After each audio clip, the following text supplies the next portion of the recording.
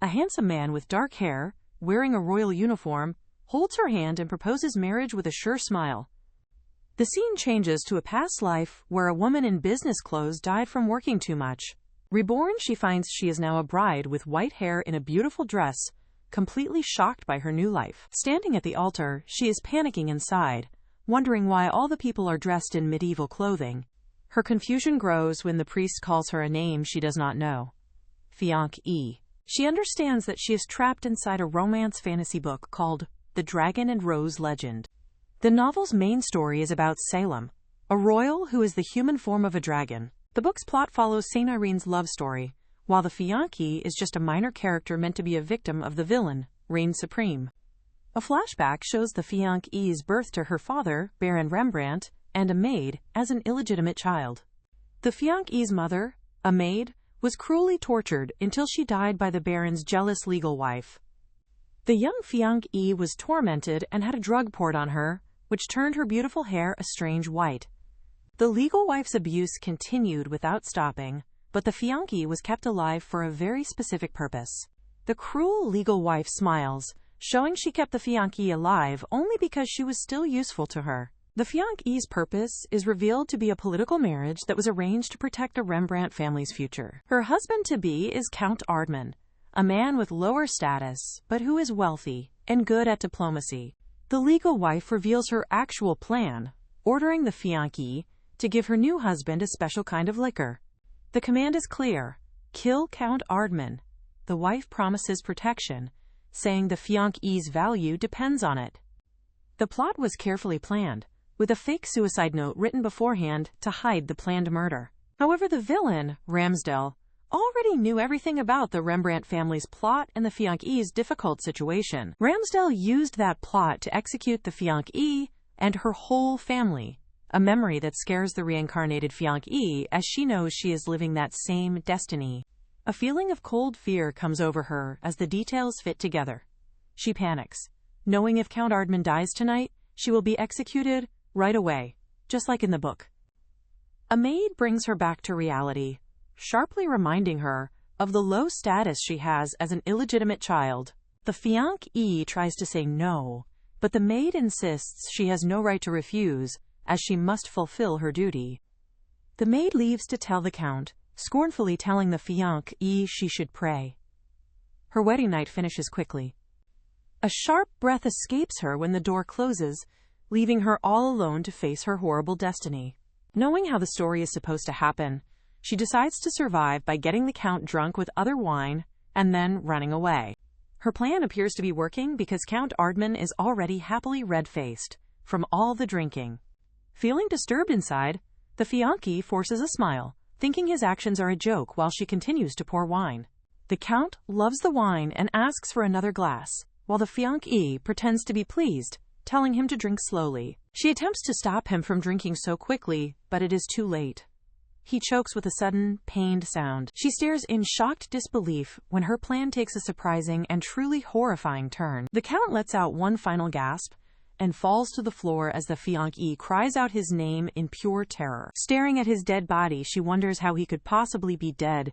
She did not give him the poisoned wine. Alerted by the loud crash, a butler runs in, crying out for his master and demanding to know what happened. The butler's shock quickly turns into an accusation, as he suspects the fiancée of poisoning the wine. He rejects that idea, saying the nation's best drinker would not collapse so easily, and then he shouts for the guards. With a loud clatter of their armor, the guards finally arrive. Their faces are serious and show no emotion. The fiancée listens with horror as the butler reveals that King Ramsdell is planned to visit the next day. Surrounded by the guards, she realizes with growing terror that everything is happening just as it did in the novel. Blaming herself for not guessing his actions, she desperately makes a new plan when Ramsdell, the man who holds her life in his hands, arrives. The following day, a cold feeling seems to come from the large estate as her judgment is about to happen. Now in chains, the fiancée waits for her destiny.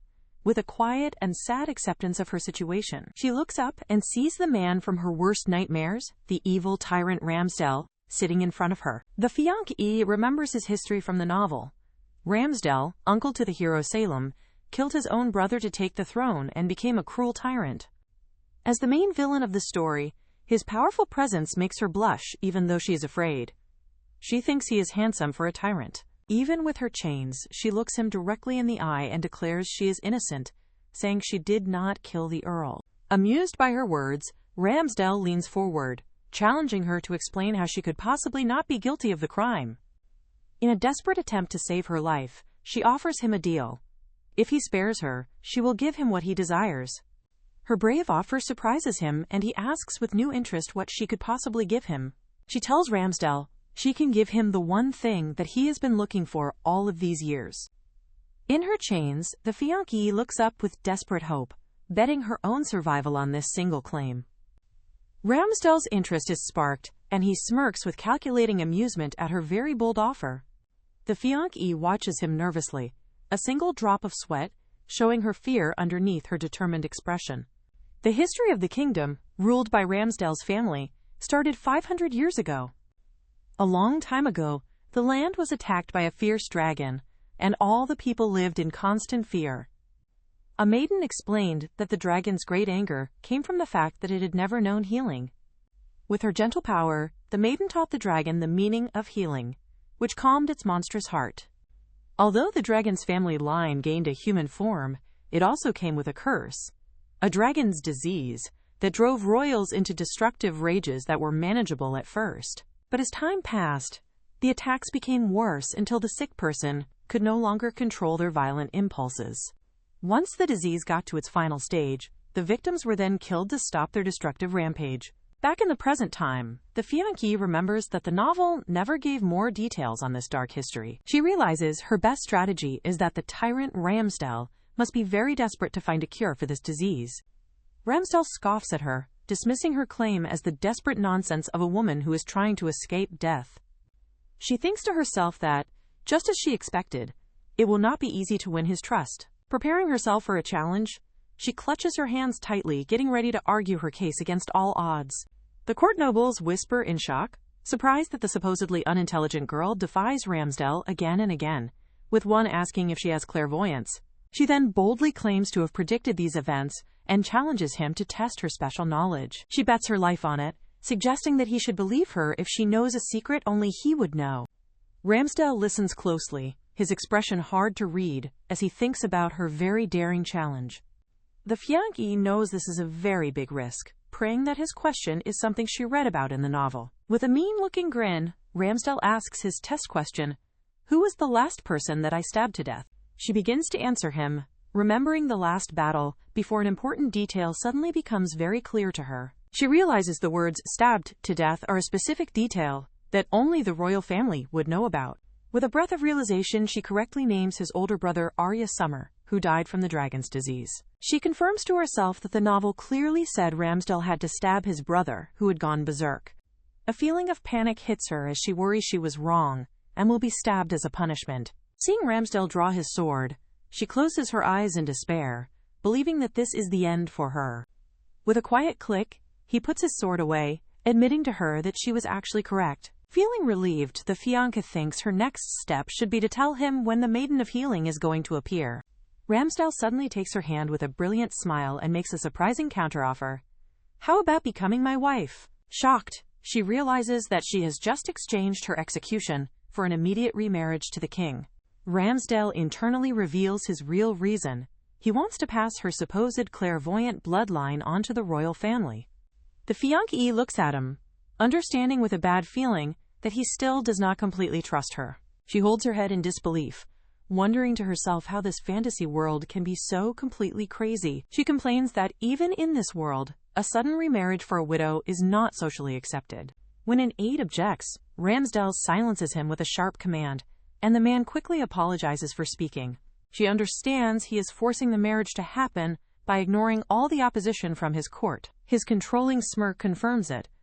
Ramsdell is a true tyrant in every possible way. The scene changes to a royal carriage that is traveling through a forest with sunlight shining through the trees. Inside, the fiancée and Ramsdell sit across from each other in a heavy and completely silent atmosphere. Feeling all the tension, the fiancée decides that she will be the one to break the awkward silence between them. She tries to make small talk with him, cheerfully saying how very lovely the weather is today. Ramsdell looks away from her, seeming to completely ignore her attempt to start a conversation with him. He turns back to her, crossing his arms and looking at her thoughtfully, but he continues to remain silent. Looking at the side of his face, the fiancée is distracted for a moment, thinking he is incredibly handsome. She shakes her head hard, scolding herself, because she forgot that he is a ruthless and cruel tyrant.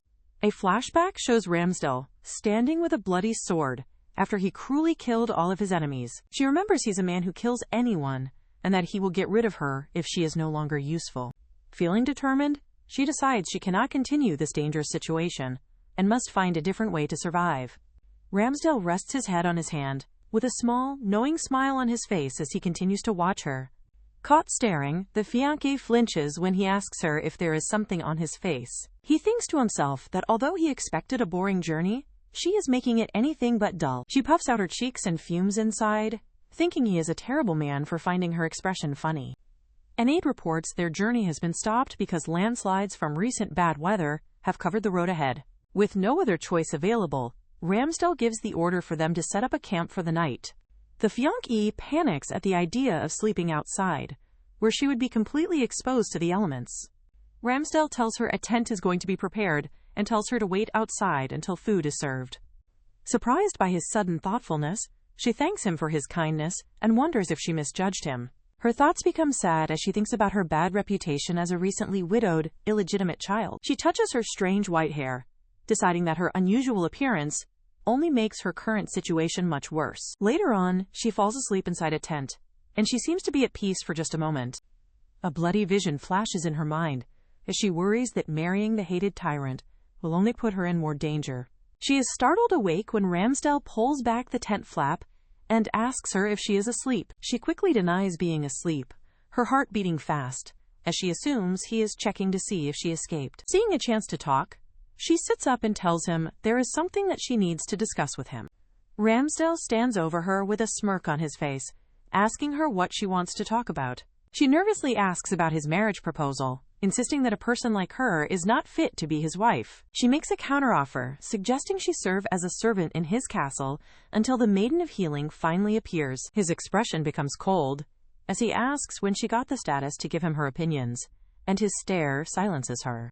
The fiancée cries out in shock when Ramsdell suddenly begins taking off his jacket, showing his muscular body. Flustered and blushing red, she demands to know the reason why he is taking off his clothes. She asks him in disbelief why he is taking his clothes off inside this tent with her. As he gets into the bed, she watches him in confusion, wondering what he is thinking before she remembers his marriage proposal. He pulls her into a very close hug, tenderly kissing her forehead in a romantic-looking vision. Back in reality, he explains that this is his tent, and there were none left for her. He then asks if she would prefer sleeping with the knights. Feeling defeated, she reluctantly agrees that she will sleep in his tent for the night. The camp is quiet. Quiet under the night sky, the scene changes. Lying stiffly next to him, the fiancée worries she can't possibly sleep peacefully next to a tyrant. Her anxiety gets worse as she imagines bandits attacking their camp, even with all of the guards present. She bites her nails nervously, her mind racing with fear. She glances over at Ramsdell, who seems to be sleeping beside her. As she tries to sleep, a shout about bandits erupts, shocking them both awake while the guards outside hurry to respond. The stunned fiancée cannot believe her worst fears have come true, and that bandits are actually attacking the camp. A bandit leader bursts into the tent, saying that it seems to be less guarded than he had expected. Ramsdell protectively shields the fiancée, his eyes glowing red with fury as the bandit pulls back in shock. In a quick flash, Ramsdell grabs his sword and lunges forward to fight the intruders who have entered. A bandit cries out as he falls, and the fiancée watches in awe, thinking that Ramsdell is truly incredible. Holding a candelabra for some light, she notes with great amazement that he defeated 3 attackers with only a single swing. With his back turned to her, Ramsdell gets her attention with a simple word, "Hey." He turns around with a very confident smile, running a hand through his hair like a victorious hero. The aide rushes in to apologize to the king, reporting that all of the invading bandits have been captured. The aide notices Ramsdell's good mood and carefully asks him if something good happened to him. The fiancée collapses onto the bed, completely drained and very relieved that the terrible ordeal is finally over. She thinks about the awful night, realizing that if Ramsdell had not been there, she would have been killed by the bandits. The scary realization of how close she really came to her own death hits her very hard. Her thoughts go to an image of a kind man with purple hair in a white uniform, holding out his hand. Her determination becomes stronger as she decides she has to get away from Ramsdell as soon as she possibly can. She lies down, still holding the candelabra in her hand. Her mind is now completely set on a new plan. Holding the candelabra, Ramsdell smirks, saying that while he told her she should relax, he did not expect her to actually fall asleep. While appearing to be asleep, the fiancée strengthens her resolve, thinking that she must escape from Ramsdell. Without her knowing, Ramsdell is awake and smirks, challenging her in his mind to try her very best. The scene changes to a large, sunlit church, where Romaine, a blonde noblewoman, stands at a lectern. She learns with great shock that King Ramsdell has gotten engaged. Now, inside the palace, the fiancée stands very quietly. Her expression is unreadable as she thinks about her new reality. The view shows the large royal capital city, which is dominated by a magnificent castle that sits on a hill. Looking out from her carriage, the fiancée gasps with delight, amazed at the incredible sight of the royal capital. On the street below, a scared mother quiets her child, warning him not to look at the scary king's carriage. The fiancée watches the fearful faces of the common people from the window of her carriage. She remembers that in the novel, Ramsdell ruled with so much military terror that even the nobles were afraid for their lives. As Ramsdell sits with a threatening glare, the fiancée confirms for herself that the citizens are truly afraid of him. Arriving inside, she looks around in complete awe, very impressed by the great size of the fantasy world's palace. Her eyes focus on a handsome man with light purple hair, and she immediately recognizes him as Salem, the novel's hero. She remembers his personal story. Salem, the son of Irene and the rightful heir, is known as the dragon's incarnation. The fiancée watches Salem with admiration, thinking about his amazing bravery in fighting against tyranny for all the people. Her admiration is stopped when Ramsdell suddenly introduces her to a very stunned Salem as his new fiancée. Salem just stares back at her. His expression is a mask of pure, complete shock and great fury. A cold silence happens as Salem glares angrily at the fiancée, who stands completely frozen in front of him. Salem thinks sadly to himself that Ramsdell is probably just going to kill her too. He coldly dismisses the fiancée, asking if that was all she wanted to say to him before turning away. Ramsdell tells her that it is time to go, leaving a confused and anxious fiancée standing behind him. A profile card identifies the purple-haired man as Salem Gur Konya, who is the main hero of the novel. The story's main plot is revealed. Salem is fated to defeat Ramsdell and then become the new king. She actually watches Salem's back as he leaves, thinking that, just as she expected, he clearly hates Ramsdell. She slumps in despair, realizing that this part of the world follows the plot of the novel exactly. Sighing, she accepts the fact that Salem will naturally dislike her because she is Ramsdell's fiancée. Led to a beautifully decorated room, the fiancée cannot help but admire its great beauty. Ramsdell watches her reaction to the room with an amused and knowing smirk on his face. Refusing to be scared by him, the fiancée puffs out her cheeks, silently telling herself that she is perfectly fine. She recognizes the man coming toward them as Tyrant, the Chancellor, who is another character from the novel. She recalls that Tyrant is Ramsdell's childhood friend, and the only person who is brave enough to speak to him freely. Tyrant immediately confronts Ramsdell, asking why he made such a careless decision after rejecting so many other marriage offers.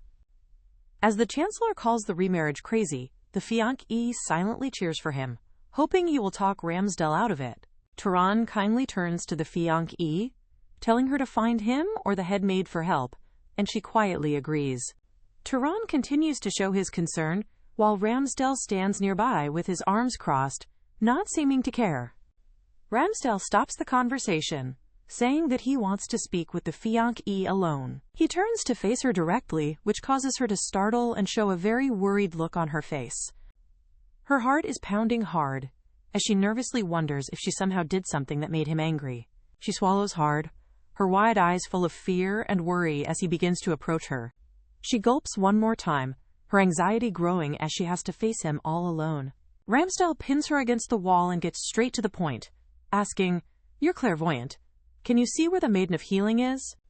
In a cute, stylized thought, She grumbles to herself that she is not some kind of information kiosk. A short, silhouetted vision of the prophesied hero and maiden holding hands flashes through her mind. Calming herself, the fiancée clasps her hands together, deciding she must handle this information very carefully. She carefully reveals an important detail. The maiden's most unique feature is her beautiful pale pink hair. Ramsdell looks unimpressed by this, demanding to know if that is all the information she can tell him. He rubs his forehead with frustration, complaining that this clairvoyance is not as powerful as he had hoped, and asking if she cannot see more. Pretending to be weak, the fiancée explains that overusing her power could kill her, so she can only see things in small parts. Ramsdell thinks about her words for a moment, then agrees that it cannot be helped. She actually marvels to herself that he so easily accepted her excuse about clairvoyance, using their life energy, a typical fantasy world trope. Ramsdell tells the fiancée it would be a problem if she died, then orders her to report any visions of the Maiden of Healing. He declares that as his fiancée, she can ask for anything that she desires. The fiancée thinks about the amazing gifts he could provide, knowing that he is, after all, the king. Ramsdell glances back at her, waiting for her to make her request. Taking him at his word, the fiancée asks if they can please reconsider their marriage. She tries to explain her reasons, saying that he must be aware of her current situation. Amused, Ramsdell holds her chin, calling her a strange woman and saying that marrying him should be an honor. He suddenly pulls her into a spin, leaving her completely shocked as he just smiles at her. The fiancée blushes, caught completely by surprise by his very bold and unexpected move. As he keeps spinning her around, the dizzy fiancée begs him to please stop. Ramsdell smirks, telling her she needs to stop insisting on calling off the marriage. Overwhelmed and feeling dizzy, she quickly gives in and says, "Okay, I understand." Victorious, Ramsdell stops, smoothly adjusting his uniform. He proudly tells her to let this be a lesson and to make a more reasonable request next time. Pouting, the fiancée fumes inside, wondering why he would offer if he was not going to grant her wish. Exhausted from the meeting, she flops down onto a soft, magenta-colored couch. Hugging a pillow, she decides to take a moment to organize everything she knows from the novel. She remembers Salem, realizing the once good hero from the book has a hidden dark side. The fiancée thinks of Ramsdell, still confused by his decision to marry a widow so quickly. She thinks of Tyrant, the Chancellor, and the only person who can speak to Ramsdell as an equal. Her mind drifts to a collection of images of the novel's main characters as she tries to place everyone. Clutching the pillow, she sits up, looking very worried and deep in her own thoughts.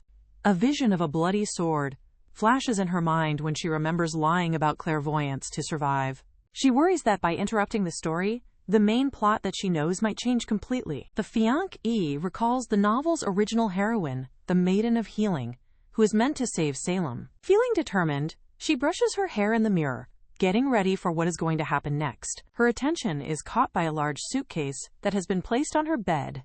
Inside the suitcase, she finds a luxurious dress and some sparkling accessories. She panics for a moment, flustered by the sudden and unexpected turn of events. Turning around, she sees Tyrant standing there and gives him a very grateful smile. He presents the suitcase to her, which is a formal and very thoughtful delivery. Admiring herself in a new dress, the fiancée notes she had no other clothes after being brought here so suddenly. She examines a beautiful necklace, surprised that the Tyrant King could be so considerate. A small, cute version of her thinks about this unexpectedly kind side of Ramsdell. As she fastens the necklace, she starts to think about the person she is going to meet. She recalls that in the original novel, Romain was Salem's most trusted advisor. Additionally, with support from her father the Pope, Romain was widely loved by the people as a saint. She remembers that Romain was admired by everyone as a beautiful woman with a pure heart. As she finishes getting ready, she wonders why such a respected person would want to meet with her. She pictures the gentle scene from the novel where Romain is caring for Salem. With a determined look, the fiancée decides her first move must be to reassure Romain. She puts on her most confident and cheerful smile, preparing herself mentally for the meeting. Arriving at a sunny veranda, she sees the blonde woman and thinks to herself, "Is that Romain?" She gasps, and is immediately surprised by the appearance of Romain. A tiny cute version of her squeals in her head. "She is so tiny!" Romain gracefully adjusts an earring, her behavior calm and elegant. The fiancée is speechless, In awe of Romaine's beauty, Romaine offers a gentle smile and greets the fiancée, who shields her eyes, thinking how adorable her smile is, and realizing this is the famous Saint-Romain. Romain greets the fiancée with a bright, cheerful smile. The warm greeting leaves the fiancée completely baffled and very confused. Romaine expresses her pity, noting how difficult the fiancée's life must have been in a place that had no books. The fiancée corrects her in her mind, remembering she only became this person part of the way through her life. Romaine continues her show of pity, saying it breaks her heart to think how the fiancée was rejected for her rare hair color. She finishes her speech with another smile that seems to be sweet and innocent. She then generously offers her complete support, telling the fiancée to rely on her for anything she needs. The fiancée internally questions Romaine's sincerity, feeling that the supposed saint is quietly looking down on her with every word. As Romain gives a forced smile, the fiancée silently begs for the uncomfortable tea party to please be over. Just at that moment, Tyrant arrives and formally apologizes for interrupting their private conversation. His interruption signals the grand entrance of King Ramsdell, who is looking royal and serious. The fiancée quickly stands, a look of surprised relief appearing on her face at the king's arrival. The fiancée is stunned, realizing Romaine, who did not stand for her, is now giving Ramsdell a full, formal curtsy. While accepting Ramsdell's status as king, the fiancée cannot shake the feeling that something about Romaine's selective respect is wrong. A clever smile appears on the fiancée's face as she starts to connect all the dots. She wonders if the saintly Romaine has a hidden side, just as Ramsdell calls out to her. Startled from her thoughts, the fiancée turns and stammers a quick, "Yes?" Ramsdell looks at her closely and commands her to come with him to his office. As he turns to leave, the fiancée hesitates, murmuring a worried, "But Romaine." Regaining her calm, she puts on a polite smile for the people who are remaining. With a graceful curtsy, she formally excuses herself from the king's presence. Left behind, Romaine's polite expression drops and is replaced by a look of clear annoyance. The fiancée follows behind Ramsdell, her eyes fixed on him as they walk away together. Her eyes narrow with suspicion as she desperately hopes that she is just overthinking everything. A sudden and shocking possibility occurs to her. Could it be that Romaine is actually in love with Ramsdell? Noticing her stare, Ramsdell glances back over his shoulder and asks her, "What's wrong?" She forces an awkward smile, internally screaming to herself that she just wants a break from all the drama. The scene changes, now showing an ornate lamp that is inside of a royal carriage. A coachman skillfully guides the carriage, pulling it away from the large estate. Inside, Romaine fumes, wondering how Ramsdell could ever marry such an uncultured woman. Her face twists with rage as she seethes, refusing to accept that a low-born commoner will become queen instead of her. Back in the king's office, Ramsdell, the fiancée, and Tyrant all sit down for a serious discussion. Ramsdell gets straight to the point, bringing up the important matter of their wedding. The fiancée thinks she knew this was coming, wondering why he is in such a hurry to continue. With a surge of determination, she realizes this could be her very last chance to influence what happens. The fiancée stands suddenly to speak, but Tyrant interrupts, urging the king to pause the discussion for a moment. Tyrant reminds the king that royal marriages need the church's approval, a permission they cannot get without the pope at the church council. While the fiancée feels relieved by the delay, Ramsdell scoffs at the idea, darkly asking why he should need anyone's permission. A surge of fear runs through the fiancée, who is shocked by his open disrespect for the rules. Tyrant desperately pleads with the king, insisting it is just the way things are, and begging him to follow the rule for once. The fiancée is shocked by the news that the powerful church's approval is just a formality for the king. Tyrant smoothly takes control, announcing that he will contact the church and postponing the discussion for now. Standing alone, the fiancée feels a wave of relief. Grateful the church council has bought her some more time, she realizes with growing horror that the king is completely serious about passing the clairvoyant bloodline to the royal family. She panics, crying out in her mind that if the marriage happens, her lie about having clairvoyance will definitely be exposed. Frozen with anxiety, she desperately wonders what she could possibly do now in this situation. Her thoughts turn to the royal and serious-looking Salem, who is surrounded by an aura of blue roses. Turning around, she finds the real Salem standing in front of her, and she quietly speaks his name aloud. Salem just gives her a brief nod of acknowledgement before turning away. Flustered, she thinks, just a nod? And feels there should have been more to his greeting. She decides that, just in case, she needs to try and build a much better relationship with him. A disgusted Salem scoffs at the thought of talking with her, while the fiancé stammers in complete surprise.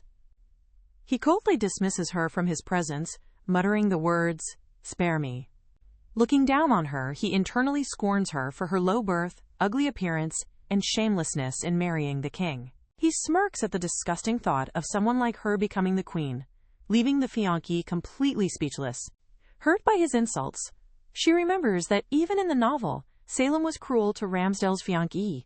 She recalls the novel's description of a kind and charming prince, confused by the sharp contrast. Her hands clench into fists as she decides she will not tolerate his insults in silence. Salem tells her that she does not belong there, and orders her to pack her things and leave immediately. He turns to walk away, leaving the fiancée in the hall. She startles him by grabbing his arm, not letting him leave. With a bright smile on her face, she reminds him that a conversation needs more than one person. She holds her ground, determined to speak with the surprised Salem. "What are you doing?" he demands, completely shocked by her boldness. He smirks, thinking his words should have silenced her, but she begins a very fiery response. A sharp thought bubble shows her anger. She has no reason at all to tolerate his insults. The fiancée yells back at him, leaving Salem completely stunned by her open defiance. She starts to explain her situation to him, noting her connection to Ramsdell. She reveals she is a widow accused of murdering her former husband, with a background far below Ramsdell's. Touching her white hair, she adds that her unique appearance is probably another source of his resentment. She points at him, passionately arguing that people should not be judged only based on their social status. Her direct confrontation with him leaves Salem looking completely taken aback.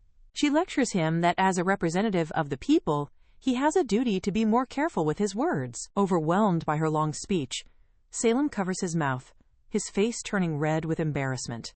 The fiancée pauses, caught by surprise by his reaction and thinking that he suddenly looks cute. She wonders what his very strange reaction means.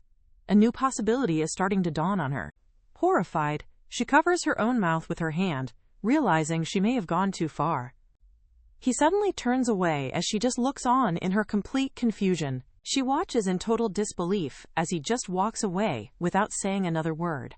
She recalls the novel's description of Salem as a kind, caring, and good protagonist. Sighing in defeat, she complains that her perfect image of the protagonist has been completely shattered. Meanwhile, Ramsdell calmly walks away down the hall. Salem stands all alone, clenching his fists in flustered and embarrassed frustration. He is still visibly embarrassed and upset after their confrontation in the hall. He thinks back to their argument, admitting he never expected her to respond to his harsh words. To his own great surprise, he admits to himself that her points were completely valid. Clutching his chest, he questions the strange and unfamiliar feeling that is growing inside of him. He walks away feeling miserable, deciding that today is the worst day he has ever had. From a distance, Ramsdell watches Salem leave with a sly and knowing smirk. Salem flinches, feeling the weight of a gaze he cannot see. Staring at Salem's flustered retreat, the fiancée wonders if Ramsdell's cold stare means he truly hates him that much. Ramsdell's smug expression is a contrast to Salem's awkwardness as they stand in the same hall. Salem glares, thinking to himself that Ramsdell never says anything at all. Standing all alone on a balcony, Salem looks out thoughtfully. He watches from above as Ramsdell talks with a young Salem in the gardens down below. A memory comes up of a younger Salem, brushing his longer hair back from his face. He flashes back to a happy memory from his childhood, holding hands with his smiling parents. The memory becomes dark, showing him as a lonely child holding a toy, hinting at a tragedy that happened after. A horrifying vision reveals Ramsdell standing over the bloody bodies of his parents, the one who destroyed his happiness. He remembers the brutal truth that Ramsdell killed his mother and father, making him a demon in his eyes. Boiling with rage, Salem's fist tightens as he hits it against a wall.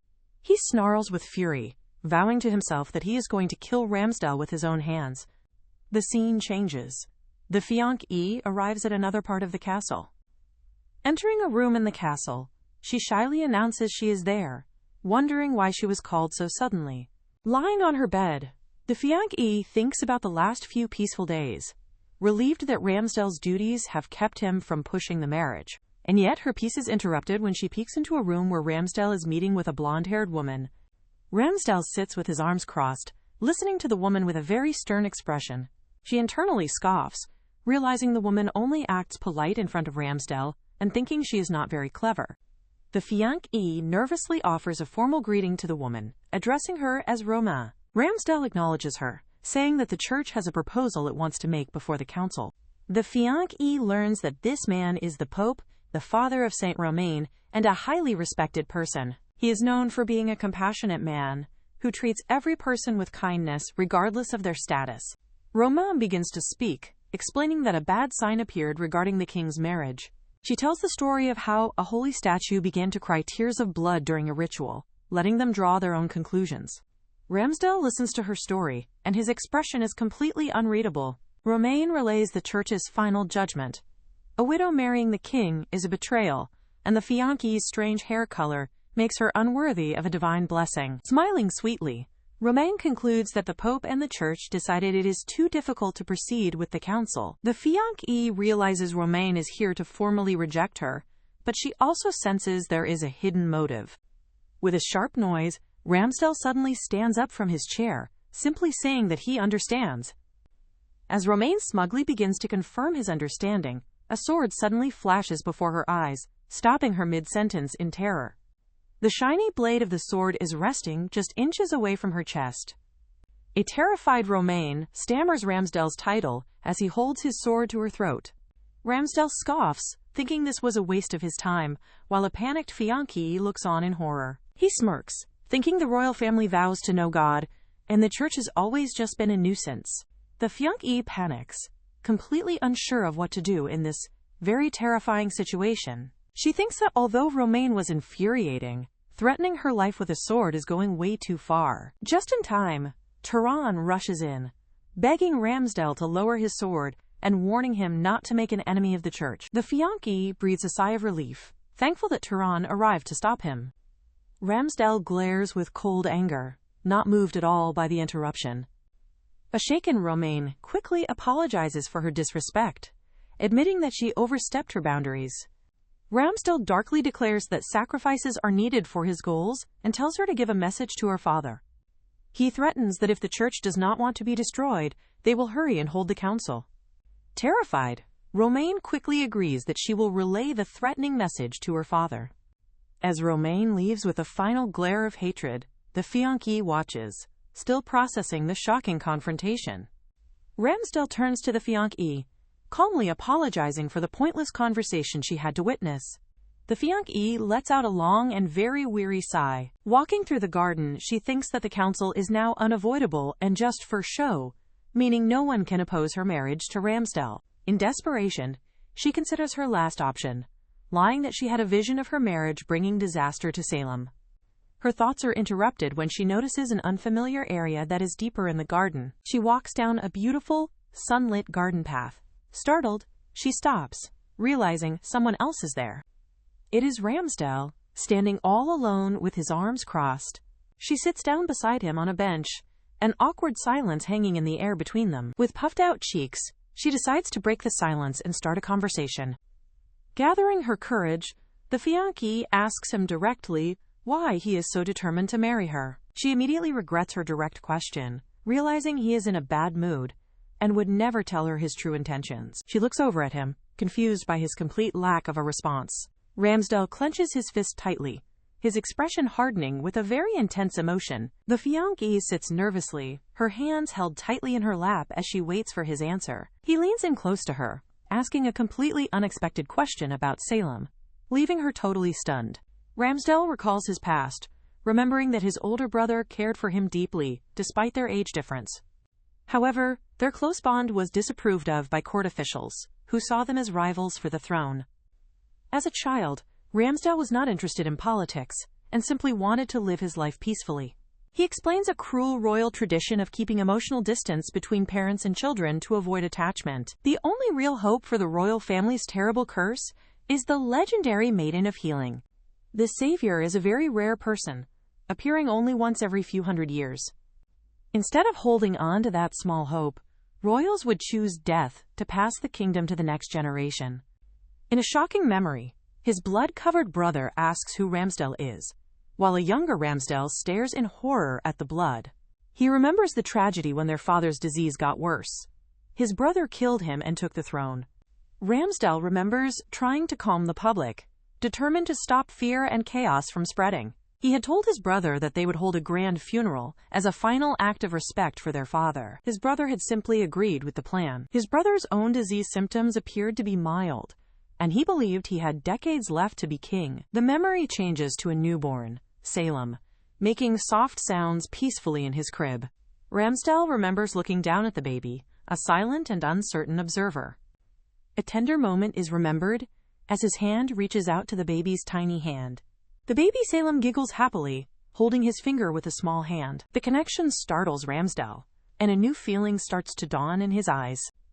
In another memory, a gentle hand pats a young, white-haired Salem on the head. A long-haired Ramsdell smiles warmly at the young boy, showing their growing bond. As Ramsdell achieved more military victories, their relationship started to become sour. More and more people started to support the idea of him becoming king instead of his brother. He remembers his brother's behavior slowly changing as all the pressure mounted.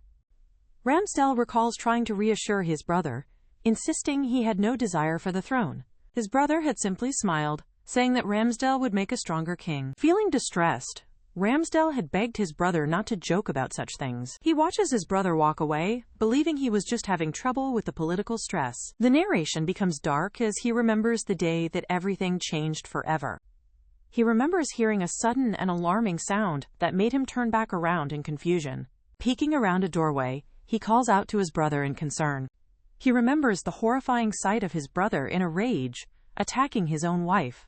He realized at that moment that his brother's disease had secretly reached a critical stage. In the memory, he desperately fights with his brother, managing to stop the attack. Ramsdell kneels in disbelief as his brother holds his dead wife, murmuring a horrified, "No." Crying tears of blood, his brother stares in shock, asking what he has just done. As his brother collapses in grief, Ramsdell stands over him in grim silence. The narration explains that, seeing what he did to his wife, drove his brother into complete madness. He remembers his brother kneeling on the floor, holding his wife's lifeless body in complete despair.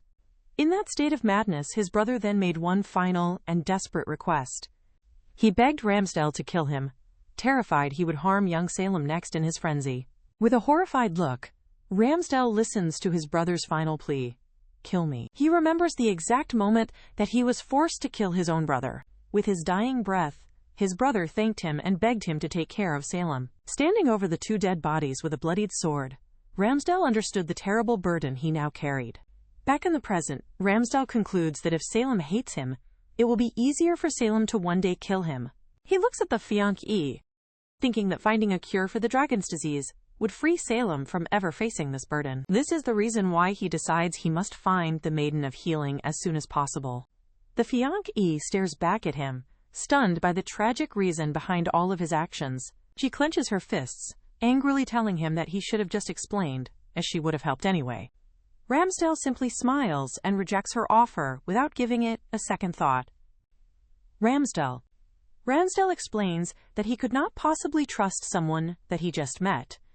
He continues with a smirk, adding that he certainly could not leave a child with her. Flustered and blushing, the fiancé is made speechless by his reasoning.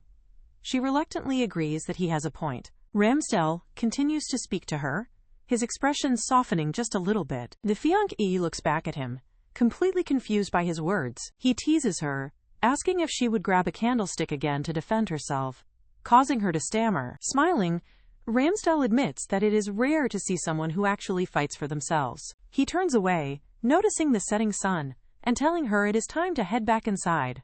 Following him, the fiancé thinks about this new, vulnerable side of him, realizing his cruelty was just a facade. Ramsdell walks ahead of her, his expression serious as he leads the way. The fiancé follows behind him, wondering if it is strange to feel this new way about him. The scene changes to a very upset Romaine, who is being thanked for her cooperation. Overwhelmed with rage, Romaine screams out loud, demanding to know why. She smashes a vase of flowers in a fury, raging that she was not chosen to be Ramsdell's bride. She is furious, considering the fiancé a sewer rat, and vowing to stop their marriage no matter what. A sinister smile spreads across her face as she creates a new plan. She will use the child. A flashback shows a young Romaine being told how very beautiful and exquisite she is. Surrounded by maids who adore her, the young Romaine giggles with pure delight. She remembers that as the Pope's daughter, she could have had anything she ever wanted. Her father, the Pope, lovingly tells a young Romaine that kindness will be returned with kindness. He advises her that to get the goodwill of other people, she must first be a good person herself. A young Romaine listens to her father's teachings, holding a stuffed rabbit. The scene changes to a memory of a busy town square. She remembers the townspeople showing their gratitude for her personally serving them meals. Dressed in a simple cloak, Romaine remembers trying to be a good person, just as her father taught her. Her memory is interrupted when a young boy trips, spilling all his food on the ground. The boy gratefully thanks the saint. Romaine smiles, enjoying his gratitude. She thinks about how people started to respect her as a saint because of her good deeds. Standing before her bowing followers, she enjoys the delightful feeling of being worshipped. A crazed look takes over her face as she internally demands more devotion, more fame, and more worship. In the present, her thoughts drift to the empty seat right beside King Ramsdell on the throne. A sly smile plays on her lips as she looks at her prize. Her eyes shine with ambition as she fiercely claims that the position is rightfully hers. She pictures the fiancé, thinking her rival's existence would make all her past efforts worthless. With a cruel and determined smile, she decides to eliminate her rival, no matter what the cost. Reflected in a small jar, she confirms that she must do whatever it takes to achieve her goal. The scene shifts to Romain having tea with a young, silver-haired man, Salem. Romain smiles happily as she chats with Salem over some tea. Salem seems surprised by her words, letting out a soft sound. He agrees that what she said is true. Salem wonders out loud what Ramsdell could possibly be thinking by deciding to marry a woman he just met. Romaine looks at him closely, waiting for his further thoughts. Salem dismisses the possibility of that, saying it does not seem likely. Romaine simply responds, "I see," lowering her gaze in a shy way. She then presents a small vial to him, telling him it is right here as he looks on, puzzled. Salem accepts the vial gratefully, explaining that he was running out of the medicine he drinks at night. Salem smiles warmly, smelling a jar of what he thinks is a clairvoyance-enhancing substance provided by the fiancé. In a flashback, Romaine approaches Salem in the garden and confirms their plan, saying, "Of course." Leaning in, Romaine gives a surprised Salem a quick kiss on the cheek. Romaine smiles deviously, her hand on Salem's chest as he stares back at her, seeming to be unmoved.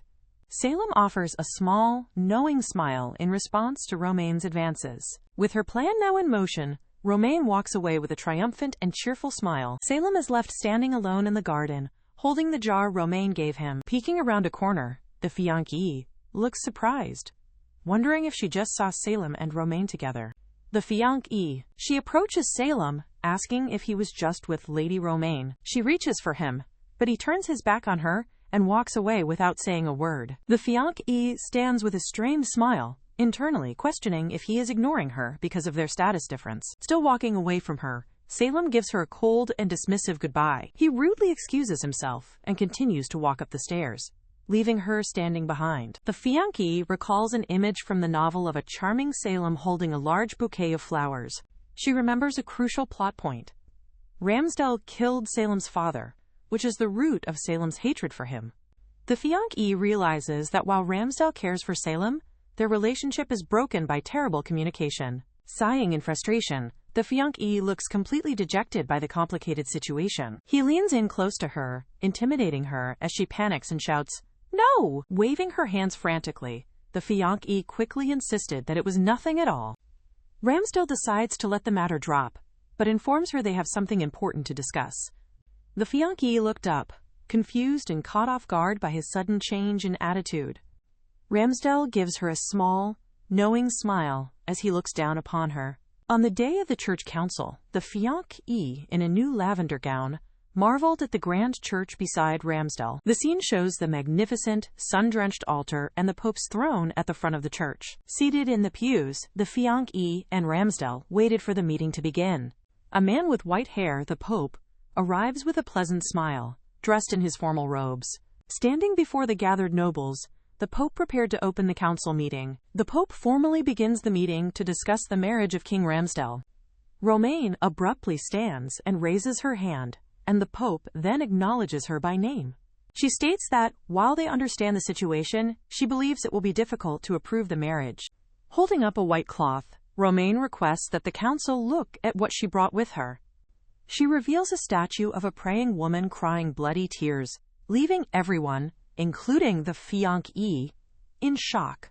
Romaine gravely warns that the bloodstains cannot be washed off, and the disaster will be permanent. The Pope says this is a terrible matter, but asks for understanding, stating it is for the kingdom's sake. With a calm smile, Romaine asks for a certain person to be brought forward. The fiancé and Ramsdell are stunned to see Salem brought before the council, and he looks very flustered. Ramsdell's eyes narrow with fury, while the council members start to whisper among themselves. The fiancé watches Ramsdell's frightening expression with worry. He is angry that Salem was brought into this. Romaine addresses the council, stating that she had spoken with Lord Salem the other day. In a flashback, Salem holds a jar, thinking its contents will make her clairvoyance successful. Romaine wonders aloud if the fiancé is upsetting Salem, suggesting it may cause the worst outcome, while secretly angry, the fiancé asked about their marriage. Salem looks completely confused and bewildered by the public accusations from Romaine. A council member loudly objects, afraid the marriage might trigger Salem's dragon's disease. Salem remembers the painful memory of Ramsdell taking the lives of his parents. The crowd continues to stir and whisper anxiously about the very shocking news. Not bothered by the commotion, Ramsdell leans back and dismisses the whole display as ridiculous. As Salem trembles, Ramsdell glares at him, sensing that something is terribly wrong. His heart pounds as Ramsdell looks on with alarm, and he calls out Salem's name. Salem collapses onto his knees, screaming in great pain as dark, thorny energy erupts from his body. During the meeting, the court officials gasp together in shock at a disturbance they cannot see. Romaine looks on with horror, and she is wondering what is happening to Salem. A brown-haired man in a white uniform panics over the collapsed Salem, crying out to see if he is okay. Surrounded by a dark aura, Salem rises with pitch-black eyes as a sinister energy comes from him. The brown-haired man pulls back in terror, recognizing the horrifying symptoms of the dragon's disease. A piercing scream fills the hall as panicked nobles, including a woman with white hair, flee from the scene. The man is now being choked by the frenzied Salem. The brown-haired man desperately begs Ramsdell for help. Romaine watches as the chaos unfolds, her face a mask of shocked disbelief. Ramsdell's expression turns deadly serious, while he assesses the very dangerous situation. As Ramsdell strides forward, he sees Salem violently attacking the man on the floor, while Romaine watches anxiously. Ramsdell grimly apologizes before he delivers a swift, precise strike that knocks the rampaging Salem unconscious. Holding the unconscious Salem, Ramsdell quietly notes that a single knockout blow should be enough for a first onset. The Pope observes what happened, remarking that this incident has completely derailed the church council meeting. Ramsdell carries Salem away as Romaine watches quietly, acknowledging the new turn of events. The scene changes to the castle as the sun sets. The fiancée sits by Salem's bedside, watching over him with a worried expression while he is sleeping. She explains that she volunteered to look after Salem, hoping there was something that she could do to help. Remembering Salem's terrifying black eyes, she realizes this event did not happen the way it should have in the novel. A scene from the novel shows that Salem was only supposed to develop the dragon's disease after he met the Maiden of Healing, Irene. The fiancée frets, wondering why the storyline has changed so dramatically, and realizing she is more involved than she thought. Looking at Salem, she worries that with the plot changing so much, her clairvoyance might become useless. She continues to watch by Salem's bedside as he rests. Night falls on the estate. Holding the empty vial, the Pope smirks, admitting to himself he might have overdone it. Later, Ramsdell joins the fiancée at Salem's bedside, and both of them look down at the still unconscious young man. The advisor with glasses informs Ramsdell that the nobles are demanding an explanation, and also his future plans. Ramsdell gazes down at his sleeping nephew, quietly thinking his name. The fiancée recalls the chaos of Salem's very sudden transformation during the council meeting. She remembers Ramsdell taking her hand in that moment, and she thinks about how terrifying the entire ordeal was. She thinks about how she was too frozen by fear to do anything. She realizes seeing the disease firsthand was much worse than reading about it. She thinks about Ramsdell's tireless efforts to protect Salem, even if that meant earning the young boy's hatred. She realizes that even with the story's changes, Salem still ended up becoming sick. Clenching her fist, she scolds herself for having done nothing except focus on her own survival. With newfound determination, the Fiancée resolves that she now truly wants to help Ramsdell. She is startled from her thoughts when Salem begins to stir, and she calls out his name in surprise. As the Fiancée turns to call for a doctor, Salem weakly grabs her wrist, telling her not to do it. Still holding onto her hand, a very weary Salem sits up and asks for a glass of water. She returns with a glass of water for the weakened Salem. She gently helps him drink, and he thanks her quietly. After he lies back down, the Fiancée offers to call a maid for him, but Salem tells her there is no need. She realizes that even if his personality is different from the novel, he is likely feeling very guilty and ashamed. She sympathizes with Salem, thinking if a bystander like her was so shaken, it must be much harder for him. Ramsdell appears in the doorway of the room, and his expression is very somber. He enters the room and asks the Fiancée if the nobles were all right, which she confirms. Ramsdell says they must now focus on Salem's health. Salem's hand clenches into a fist under the sheets. Salem suddenly lashes out, accusing Ramsdell of being angry about the ruined council and of faking his concern. The Fiancée is very surprised and taken aback by Salem's angry outburst. The Fiancée steps in, telling Salem that if the king only cared about the council, he would not be by his side now. Stunned into silence, Salem stammers as Ramsdell looks on softly, murmuring his name. Ramsdell smiles gently, reassuring Salem that he should forget everything else and just focus on getting better.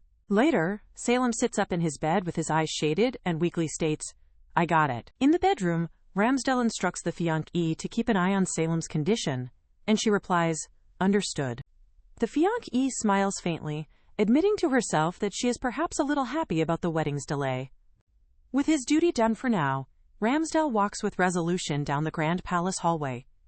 Ramsdell internally reviews the day's events.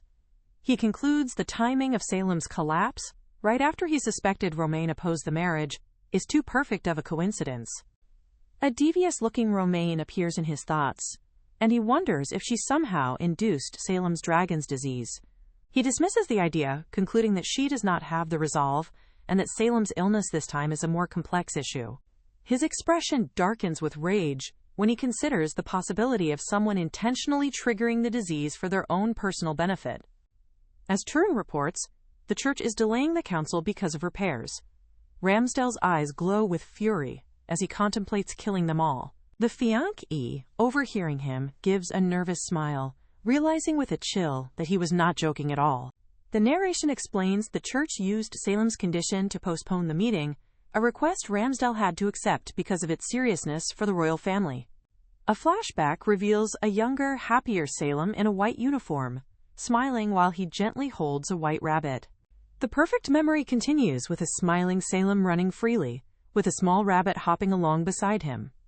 In the present time, Salem is sitting alone on his bed, hunched over in his silent despair. The Fiancée, now in a light blue gown, stands in the hallway. She thinks she came to check on him because she was worried, and he is just as sad as she expected. The scene shifts to a vibrant, sunlit rose garden. The Fiancée watches Ramsdell's stoic profile, noting the emotional distance between the two brothers. Thinking of Salem's lonely state, she worries that Ramsdell will only watch from a distance instead of offering him any comfort. She finds Ramsdell, who is sitting alone in a garden gazebo, and then she approaches him. Ramsdell turns around and acknowledges her presence with a quiet, "It's you." The Fiancée asks what he is doing here, and he simply replies that he is just thinking. With a slight and complicated smile, Ramsdell wonders to himself what he should be doing now. The Fiancée stands beside him, feeling determined to help, and asks if there is anything that she can do. She eagerly asks Ramsdell if he knows what Salem likes. She hopes to find something to comfort him, which catches the king completely by surprise. Ramsdell looks at her with a very gentle and appreciative smile on his face. The Fiancée gasps as a sudden idea strikes her. She stands before Ramsdell with her hands clasped, a plan forming. With a triumphant finger raised, The fiancée announces she knows what to do. She recalls a scene from the novel showing Salem as a crying boy next to his faceless parents, one of whom is holding a rabbit. She also remembers the original plot of the novel, where Salem was supposed to fall in love with a pink-haired girl named Irene at first sight. Ramsdell listens to her, and his expression is both thoughtful and pensive. The fiancé enthusiastically suggests that His Majesty should give a baby rabbit to Lord Salem. Ramsdell deflects, saying she should give it to him, but the fiancée insists that the gift must come from the king himself. Moved by her sincere earnestness, Ramsdell smiles warmly and agrees with her, telling her, "I will do as you say." The two of them share a moment of understanding. In the gazebo, a new alliance was formed. Later, the fiancé greets Salem, observing that he and his new rabbit, Chappie, seem to have become close, to which he gives a hesitant reply. A flustered Salem apologizes to the fiancé for his poor behavior the other day. He continues awkwardly to tell her that if she truly wishes to marry Ramsdell, then the fiancé listens intently, while Salem tries to finish his thought, a new understanding passing between them. They stand together, and the previous tension that was between them seems to be gone. Cuddling his rabbit, Salem decides to go back to his room, explaining that the maids are too afraid to serve him now anyway. With his new rabbit in his arms, Salem turns and then walks away down the corridor. She touches the rose necklace, her expression hardening with resolve, as she realizes that she must act immediately. Ramsdell sits at his desk, with a quill in hand, appearing to be thinking about his next move. The fiancée decides there is someone that she would really like to invite to the upcoming ball. Her thoughts flash to an image of Salem meeting Irene, which reinforces her plan to bring them together. The story introduces Baron Shisha, a reclusive and strange man who lives on the outskirts, avoids other aristocrats, and spends his time looking at the stars. The fiancée thinks about the Baron's reputation as being a weirdo within high society.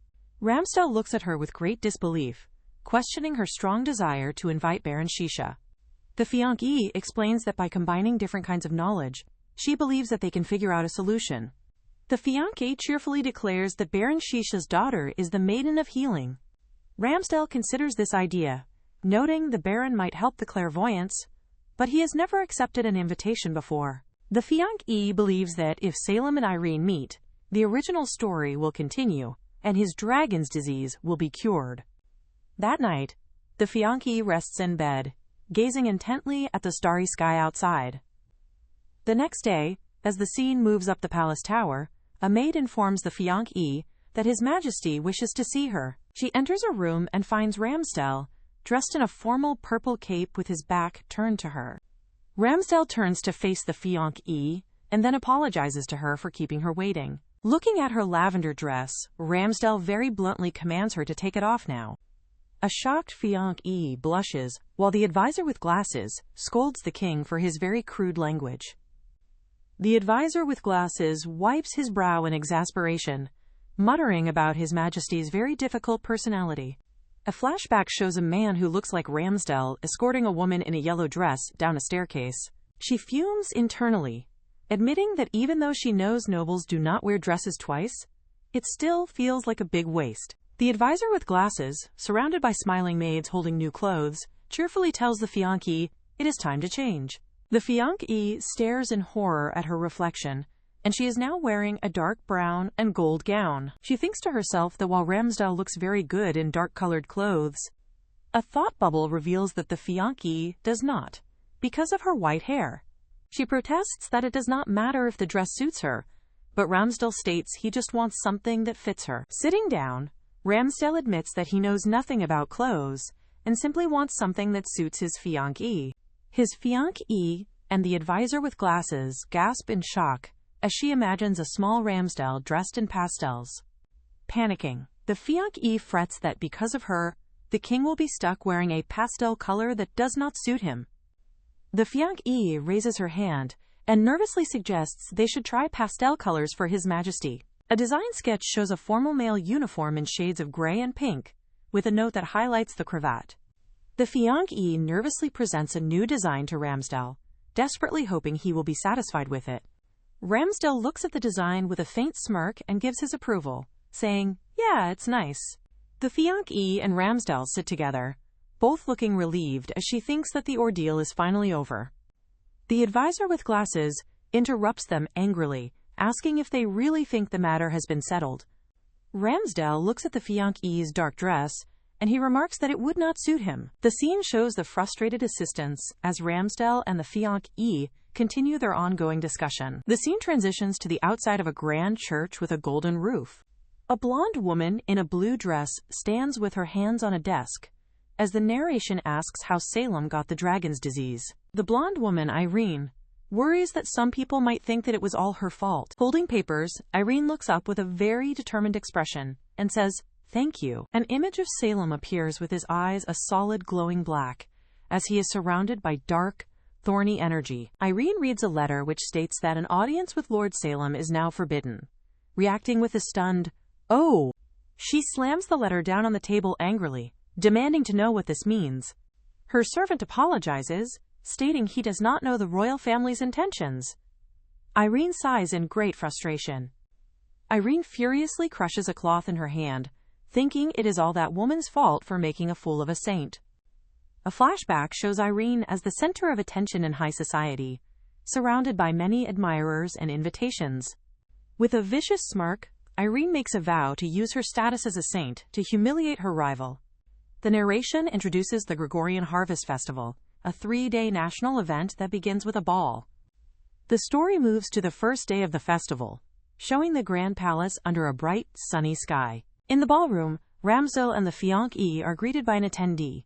A nervous young man with black hair thanks His Majesty for the invitation, glancing at the person beside him. Ramsdell places a firm hand on the fiancée's shoulder, and his expression is stern and possessive. The fiancée forces a smile, politely telling the young man that it is very nice to meet him. The other nobles in the background look on with expressions of great shock and disapproval. The fiancée glances slyly at Ramsdell, and she has a mischievous smirk.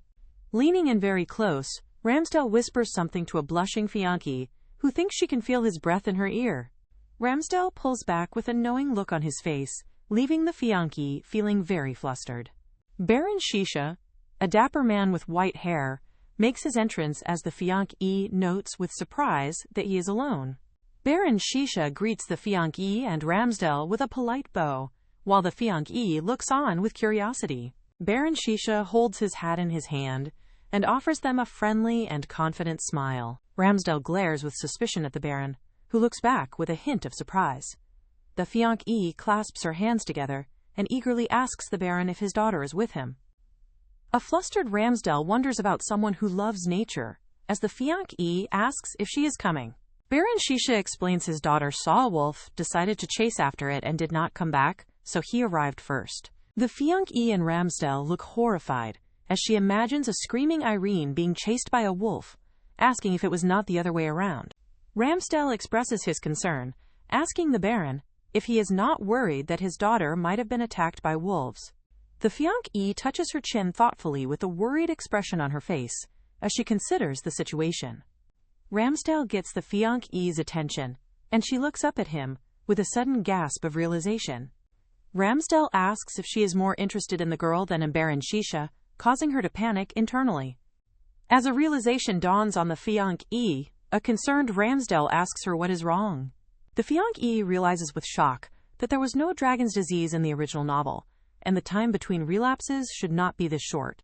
A sudden jolt rocks the pair of them as Ramsdell desperately screams out Salem's name. The scene cuts to a distraught Salem, hunched on the floor in a messy room, desperately wondering where he is. Holding a terrified fiancée, Ramsdell realizes with dread that Salem might be having a dragon's disease relapse.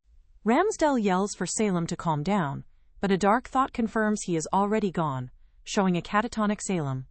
Ramsdell holds the fiancée close, and both are looking on with helpless shock at the unfolding crisis. In a fit of both rage and despair, Salem screams that his rabbit is gone. The fiancée and Ramsdell recoil as Salem's anguish echoes throughout the entire hall. Consumed by dark energy, Salem despairs that Chappie has run away and is never coming back, worrying that his rabbit is still just a baby. She stares in wide-eyed horror at the depth of Salem's complete and total breakdown. Ramsdell shouts the fiancée's name, grabbing her as she looks completely overwhelmed by the situation. Steeling herself for what is next, the fiancée clenches her fist with a newfound determination. The fiancée boldly steps forward, and she promises the distraught Salem that she will find Chappie. The scene changes to a dark forest, where a pack of white wolves is sitting quietly. Irene, in her pink dress, holds up 2 fingers with a smile, telling someone not to forget. Standing among the calm wolves, Irene suddenly realizes that it is already nighttime. A very sudden sound makes Irene gasp and whirl around in the dark woods. She stumbles dangerously on the edge of a very rocky cliff. She tries to steady herself on the crumbling edge. Irene thinks she will be there very soon if she just goes straight. With a happy smile, she loses her footing and falls backwards, excitedly thinking about finally meeting His Majesty. A close-up view shows Irene's blissfully unaware and very joyful expression as she is falling. Back in the palace, the Fiancé's determined promise to find Chappie echoes in Salem's mind. Salem looks up with a small flicker of hope, his eyes wide as he asks if she can really find him. The Fiancée thinks to herself that she honestly has no plan at all, but knows she cannot tell him that. Touching her cheek, the Fiancée nervously tells Ramsdell that she is sure her idea will work. Ramsdell smirks teasingly, pointing out that she is the one with no plan, as the Fiancée forces a smile. She glances over to the side with a questioning, "Ma'am?" as if she is noticing something. She looks over, and she sees Salem glaring at them with red and resentful eyes. The Fiancée and Ramsdell stand before the very resentful Salem. Ramsdell explains that it is the day before the harvest festival, and he must attend to his official business. The Fiancée gestures impatiently at Ramsdell, clearly annoyed, while Salem watches them from the side. The advisor with glasses urges Ramsdell, telling him that it is time to go. As Ramsdell turns to leave, the Fiancée watches him in disbelief, thinking that he is leaving. Salem looks down with resignation, thinking he knew his brother would not help him anyway. The Fiancée turns to Salem with a kind and reassuring smile, ready to take matters into her own hands. The next day dawns high over the towering palace. Out in public, the cloaked Fiancée and Salem listen as someone says they are not sure if what they saw was a rabbit, prompting the Fiancée to ask about going to town. The Fiancée decides they should go look for him, but a hesitant Salem warns her the town will likely be very crowded. The scene changes to a view of the town, which is nestled by a river at the foot of sprawling green mountains. Amidst the crowded harvest festival, a man notes the expected hustle and bustle, while a woman next to him marvels at the sheer number of people there. The cloaked and concerned Fiancée turns around to ask a quiet Lord Salem if he is okay. Startled by the huge crowd, the Fiancée looks back to see a distressed Salem pulling at his hood. The Fiancée grabs Salem's hand very firmly, telling him it is not safe for them to be separated. From above, the 2 cloaked figures move through the cobblestone streets, which are filled with festival-goers under colorful banners. Salem observes that the streets are completely packed, but the Fiancée stops him, telling him to wait. Her boots halt on the ground. The Fiancée considers the words of the guard. Looking towards a dark and ominous forest, she wonders aloud if Chappie could be in there. Salem holds her hand very tightly, cautioning her that they cannot be sure of that yet. A pair of elegant, gold-trimmed boots steps firmly onto the cobblestone street. Ramsdell appears, cloaked in royal blue, and apologizes for being late, surprising the Fiancée. The Fiancée's face lights up as she happily exclaims, "You came!" while Salem watches from behind her. Salem looks down, his expression clouded with bitterness and resentment as the Fiancée and Ramsdell stand together. She is confused by a sudden shift, imagining a shattering effect as Ramsdell looks grimly ahead. Shaking, a resentful Salem mutters to himself, "I don't know." Surrounded by a menacing dragon aura, Salem furiously accuses the Fiancée of being happy to see Ramsdell. He continues his outburst, shouting that she must think he is unreliable, as the Fiancée desperately tries to calm him down. The Fiancée reaches out to him, telling him to wait, but Ramsdell protectively pulls her back. Ramsdell internally analyzes the situation, noting Salem's body is vulnerable, and the severity and frequency of his relapses are unlike anything seen before. As a vision of a suffering Salem appears, Ramsdell continues his thought, stating the short interval is unheard of in all of history, while the Fiancée looks on in horror. The Fiancée panics, imagining the catastrophic scene of Salem's disease running wild and causing chaos at the crowded festival. The Fiancée and Salem stand opposite each other on the stone street. A woman smirks as Salem, consumed by rage, screams that the Fiancée is scared of him and cannot stand him before collapsing to the ground in despair. A hand reaches out toward the shocked and vulnerable fiancée. Ramsdell swiftly pulls the fiancée into his arms, shielding her as she stares up at him in surprise, realizing he is protecting her. As Salem lunges toward them, a terrified fiancée thinks that at this rate, Ramsdell is going to be hurt. A woman's foot, wearing a red shoe, steps purposefully out from behind a hedge. A woman in a pink dress delivers a swift kick to Salem's head, knocking him out cold. A comical flashback replays the powerful kick as Salem collapses unconscious on the cobblestones. The pink-haired woman looks down at her hand, then points accusingly. She says, "You." A close-up then shows the elegant pink and white dress of the mysterious newcomer. The pink-haired woman stands over the unconscious Salem, as a stunned fiancée and Ramsdell look on. With a bright and disarming smile, the pink-haired woman turns to the fiancée and asks if she is all right. The fiancée and Ramsdell stare in great disbelief at the sudden and violent intervention.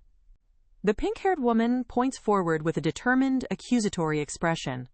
She points directly at a dazed Salem, who can only manage a confused sound while the fiancée looks on, equally bewildered. The fiancée recognizes the girl, thinking that her pink hair and her appearance match the description of Irene. The fiancée grimaces, remembering a comical image of the girl kicking Salem. The fiancée thinks that this girl is very different from her description in the novel, which is quite a surprise. The pink-haired woman smiles very sweetly, tucking a strand of her hair behind her ear. A tiny, disgruntled fiancée peeks out from roses, thinking the girl is not just different. She is not even close to the original character. Ramsdell gently cups the fiancée's face, and his expression is full of concern as he asks if she is hurt. Touching her cheek where his hand was, the fiancée thinks with a blush how kind Ramsdell is for protecting her once again. The pink-haired woman stretches her arms out leisurely while the fiancée, Ramsdell, and Salem watch her.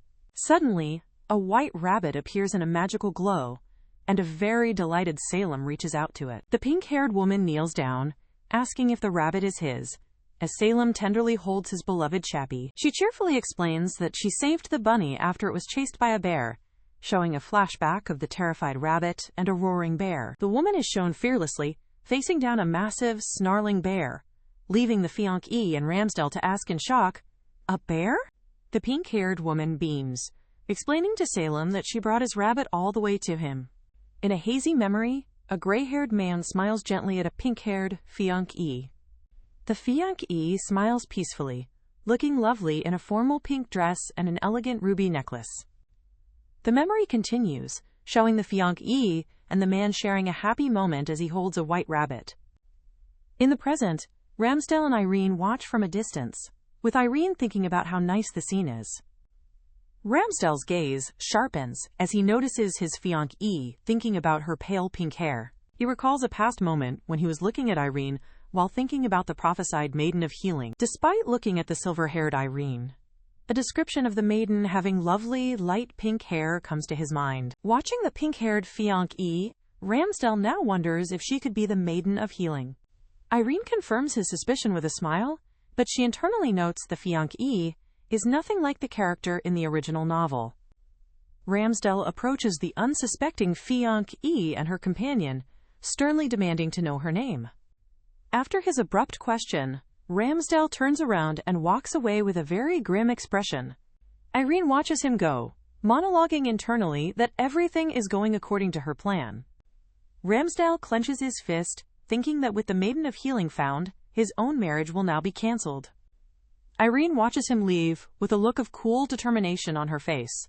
Internally, Irene reasons if she marries Ramsdell, her life is secure, and this outcome erases the problems she caused, fitting her plan perfectly. She reflects, however, that she spent too much time with Ramsdell and realizes he is not a person who would kill someone easily. With the maiden found, Irene concludes that she is no longer needed by Ramsdell and must decide where to go next. She smiles to herself as she thinks that a quiet and secluded life would be nice. As Irene waves goodbye, she cries out in pain when someone suddenly grabs her arm from behind her. A furious Ramsdell drags her away as she cries out his title, asking where they are going. She struggles against his grip, confused by his anger now that the Maiden of Healing has finally been found. He slams the door shut, trapping them inside a room as he holds her fast. Ramsdell roughly shoves an unnerved Irene up against the wall of the room. He slams his hand beside her head, angrily accusing her of knowing who the Maiden of Healing was all along, as she feigns shock. He leans in menacingly, pinning her as he repeats his demand to know what she is talking about. Overwhelmed by his great intensity, Irene remains speechless under his furious gaze. Ramsdell's rage intensifies as he accuses her again of knowing the Maiden's identity for a very long time. He furiously accuses her of knowing the Maiden was the fiancée, and Irene stammers, unable to form a response. Irene panics, remembering the novel described Ramsdell as a savage man who would kill her for revealing the truth. She recalls the novel's depiction of him killing anyone that he disliked, but thinks the man before her is different. "You knew all along and said nothing?" Ramsdell asks, his voice laced with betrayal as he struggles to find words. His anger turns to anguish when he realizes she knew about his troubled relationship with his brother and Salem. Looking away in shame, he concludes he must have looked pathetic to her this entire time. Irene frantically denies this, while internally wrestling with the desperate urge she has to tell him everything. Her inner turmoil is agonizing. She truly wants to tell him everything, but she is paralyzed by fear. She weighs her options, wondering if he would kill her or spare her, and she considers the consequences of her silence. After a very tense silence, Irene looks up with surprise as Ramsdell stands with his back to her. Tyrant enters the room, surprised to find Ramsdell and Irene together in such a state. A flustered Ramsdell covers his face, dismissing Tyrant by saying that now is not the time. Ignoring him, Tyrant calmly states that Ramsdell needs to get changed, leaving Irene feeling confused. Ramsdell protests as Tyrant begins to intervene in the situation. As Tyrant leads Irene away from the confrontation, Ramsdell watches them go, looking very defeated. Ramsdell collapses heavily into a chair, and his face is a mask of frustration and sorrow. Irene watches Tyrant leave, thinking with grim determination that she failed to tell Ramsdell the truth. Later, Irene sits all alone by a window, dressed in an elegant lavender gown for the evening's events. Tyrant informs Irene that he will escort her to the hall later on before taking his leave. Once she is alone, Irene clutches her head in distress, wondering how she can possibly act normal around Ramsdell. She sinks into despair, thinking her situation is hopeless. She scolds herself for being too flustered to lie, certain Ramsdell will know she deceived him and will never forgive her. She reflects on her difficult choices, wondering what else she could have possibly done about the situation with Salem. The fiancée looks down with a sigh, resigned to the belief that she will soon be executed or imprisoned. Her thoughts drift toward escape as she gazes towards a window, wondering if now is the right time to leave. She consoles herself with the thought that with Irene now present, things will surely improve for Salem. Picturing Salem and Irene together, she reasons that her role as a background character is now over. Seeing her reflection, she believes she is no longer needed for the story to progress, and her thoughts turn sorrowfully to Ramsdell. Closing her eyes, she sadly recalls the very pained expression on Ramsdell's face. Her resolve hardens as she decides she must leave in order to survive, mentally apologizing for her deception. As she tiptoes down the stairs, she accidentally knocks over and shatters a vase, reacting with a startled gasp. Losing her balance from the shock, the fiancée tumbles down the grand staircase with a cry of alarm. Mid-fall, she thinks in frustration about the very terrible timing of her accident. Her hand slips from the banister as she panics, realizing if she is found injured, she will not have the strength to hide. A blonde-haired woman in a red and white dress appears at the top of the stairs. The blonde woman gasps, startled by the scene below, rushing to the railing. The woman looks down in shock, calling out to ask how Lady Felicia ended up in such a state. Lying injured, the fiancée weakly begs for help while the blonde woman hesitates. The fiancée's thoughts identify her as Romaine. Romaine offers her hand, vowing to help her, but the fiancée hesitates, doubting the woman can pull her up alone. Grasping the railing, the fiancée desperately debates whether she can trust Romaine, knowing her own strength is failing. With a sinister smile hidden in shadow, Romaine announces she is going to pull the fiancée up. As she is being lifted, a relieved fiancée gratefully thanks Romaine for her help. Suddenly, Romaine lets go of her hand, leaving the fiancée to question what just happened. The fiancée falls backward in stunned disbelief, realizing that Romaine may have let her go on purpose. The close-up reveals Romain's cruel, triumphant smile as she watches the fiancé plummet. The scene abruptly shifts, which marks a very dark turn of events. The fiancée falls helplessly through a dark void, reaching out in terror as she falls. As her consciousness fades, Romain watches coldly from above, savoring the long fall. Romain stands, composed and serene in front of a lavish white carriage, the incident seemingly forgotten. Looking back at the palace, Romain resolves that she cannot lose such an important piece right now. The scene changes to a sunny garden, where Salem happily points something out to a smiling Irene.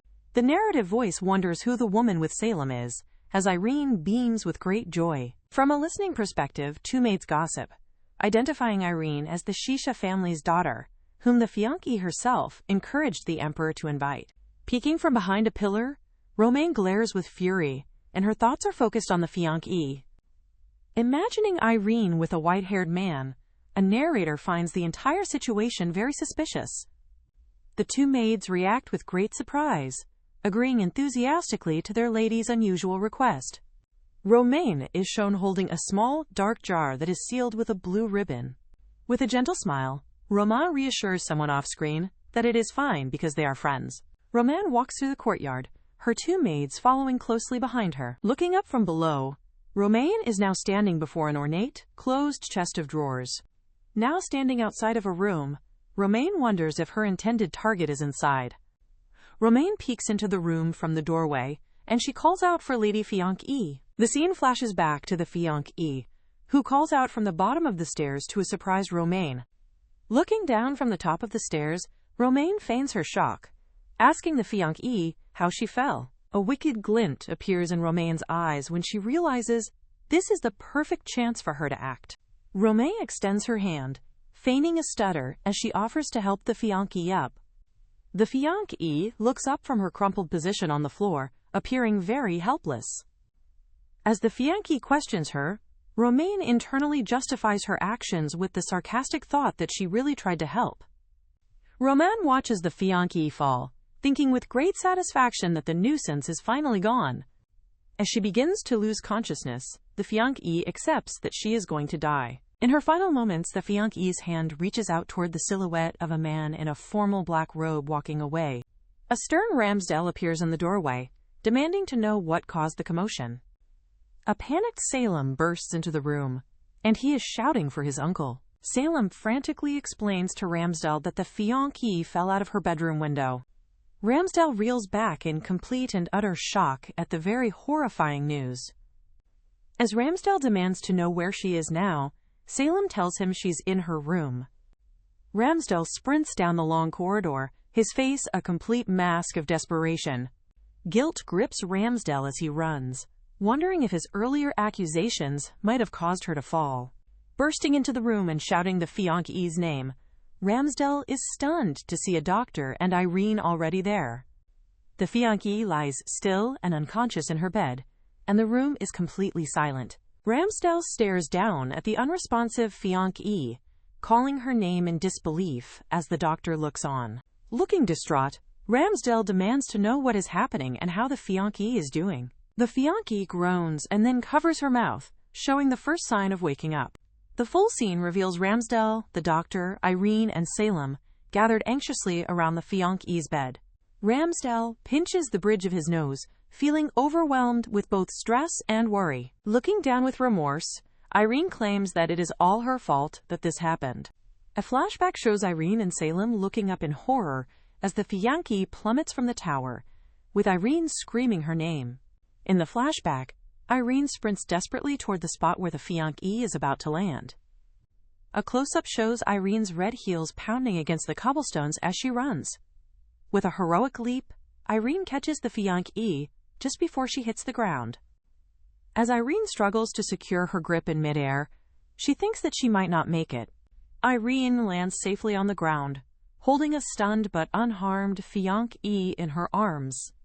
Returning to the present, Irene asks a shaken fiancée if she is okay, while Salem watches her with concern. The doctor calmly reports that the fiancée is only experiencing nausea and has no external injuries. The fiancée smiles weakly from her bed, apologizing to everyone for causing so much trouble. Ramsdell breathes a sigh of immense relief, and he is very thankful she is all right. Overcome with his emotion, Ramsdell collapses to his knees right beside the fiancée's bed. Looking up at her from the floor, Ramsdell reaches for the fiancée's hand. The fiancée gasps in surprise as Ramsdell firmly grasps her hand in his. Holding her hand very tenderly, Ramsdell expresses his profound relief that she is okay. The fiancée watches Ramsdell from her bed, while a very conflicted Salem looks on from the background. Ramsdell continues to hold her hand, his gaze locked with hers. The moment is broken as Salem and Ramsdell exchange a tense, silent stare. Blushing and looking away from them, Salem dismisses the unspoken tension, saying, "It's nothing." The fiancée lies in her bed, and she has a faint, thoughtful smile on her face. The fiancée awakens more fully, apologizing to Tyrant for making him worry, and he expresses his relief. As Ramsdell rises to his feet, Tyrant puts a hand on his shoulder, trying to stop him. Irene tells Salem they will go with him, and they both excuse themselves to give the fiancée some rest. The fiancée smiles very brightly at them, thanking them for all of their help. Irene smiles warmly, wishing the fiancée a good rest before she finally leaves the room. Ramsdell resolutely declares that he is going to stay there with the fiancée. Tyrant protests, exclaiming that it is unheard of for the festival to be held without His Majesty. Ramsdell gently takes the fiancée's hand, telling her that they will need to talk later. He softly strokes her hair, and his touch is very gentle as she looks up at him. A blushing fiancée contemplates Ramsdell's promise to talk later, and her heart is fluttering. Ramsdell turns to find Romain, who is standing silently in the hallway. Romain clutches her hand, showing a faint scratch on her skin. Ramsdell instructs Tyrant to tend to her injuries, and the doctor agrees. Tyrant directs a maid to care for Lady Romain's injuries. She looks on with feigned concern as the men turn their backs, then Romain's expression twists into a triumphant, sinister smile. Ramsdell walks purposefully down the corridor, and his expression is grim and determined. Ramsdell holds the fiancée's hand tightly, his face contorted with overwhelming relief and lingering pain.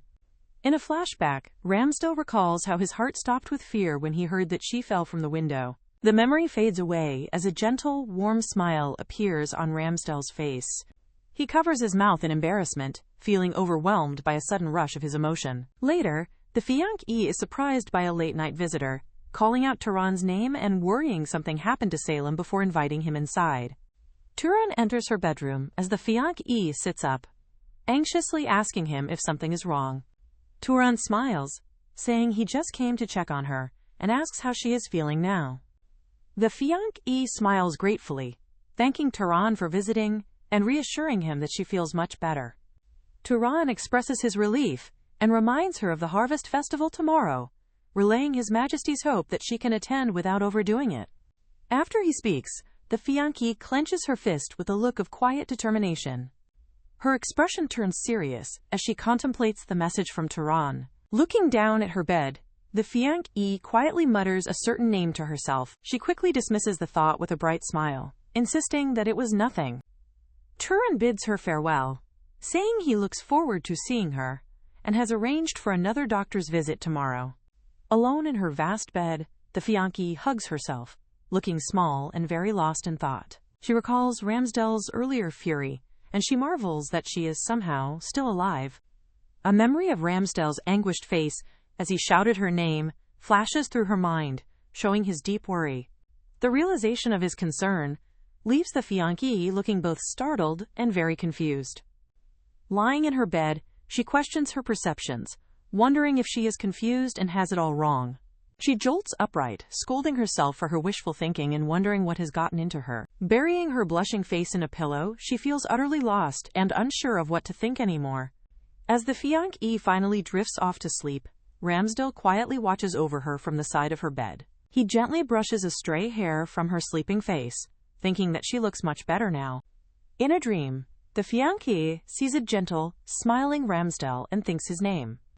Ramsdell's soft smile lingers on his face as he continues his silent vigil. Half asleep, the fiancée vaguely registers a presence, thinking she should wake up, but she is too tired to try. A new day dawns, showing the grand castle that is bathed in the morning light. With a big stretch and a yawn, the fiancée wakes up feeling like she slept very well. She muses that she dreamt Ramsdell came to see her, then she looks down with a start. She discovers Ramsdell asleep, with his head resting on the edge of her bed. Blushing furiously, the fiancée reels back in shock, realizing Ramsdell is actually in her room. She hesitates for a moment, wondering if she should wake the sleeping Ramsdell up. Ramsdell stirs, and then opens his eyes, calmly noting that she is now awake. The fiancée stammers a yes, and he softly asks her how she is feeling. She acts brightly, assuring him that she is all better now and completely recovered. He reaches out to touch her cheek, and she gasps in surprise at his very gentle gesture. Ramsdell looks at her with a soft but also very serious expression. Blushing, the fiancée thinks that she recognizes this exact warmth from her dream. Feeling flustered, she pulls away from him slightly, insisting that she is fine. Ramsdell smiles at her gently, advising her not to push herself too hard now. He offers to call the maids for her, and, still flustered, the fiancée stammers out her thanks. As he moves away, the fiancée is touched by his kindness, noting he does not seem angry at all. She puzzles over his strange behavior, then she remembers the feeling of his hand on her cheek. The memory makes her flush, and she cups her blushing face in her hands. Her attention is drawn to her bedside table, where she spots a mysterious jar and wonders what it is.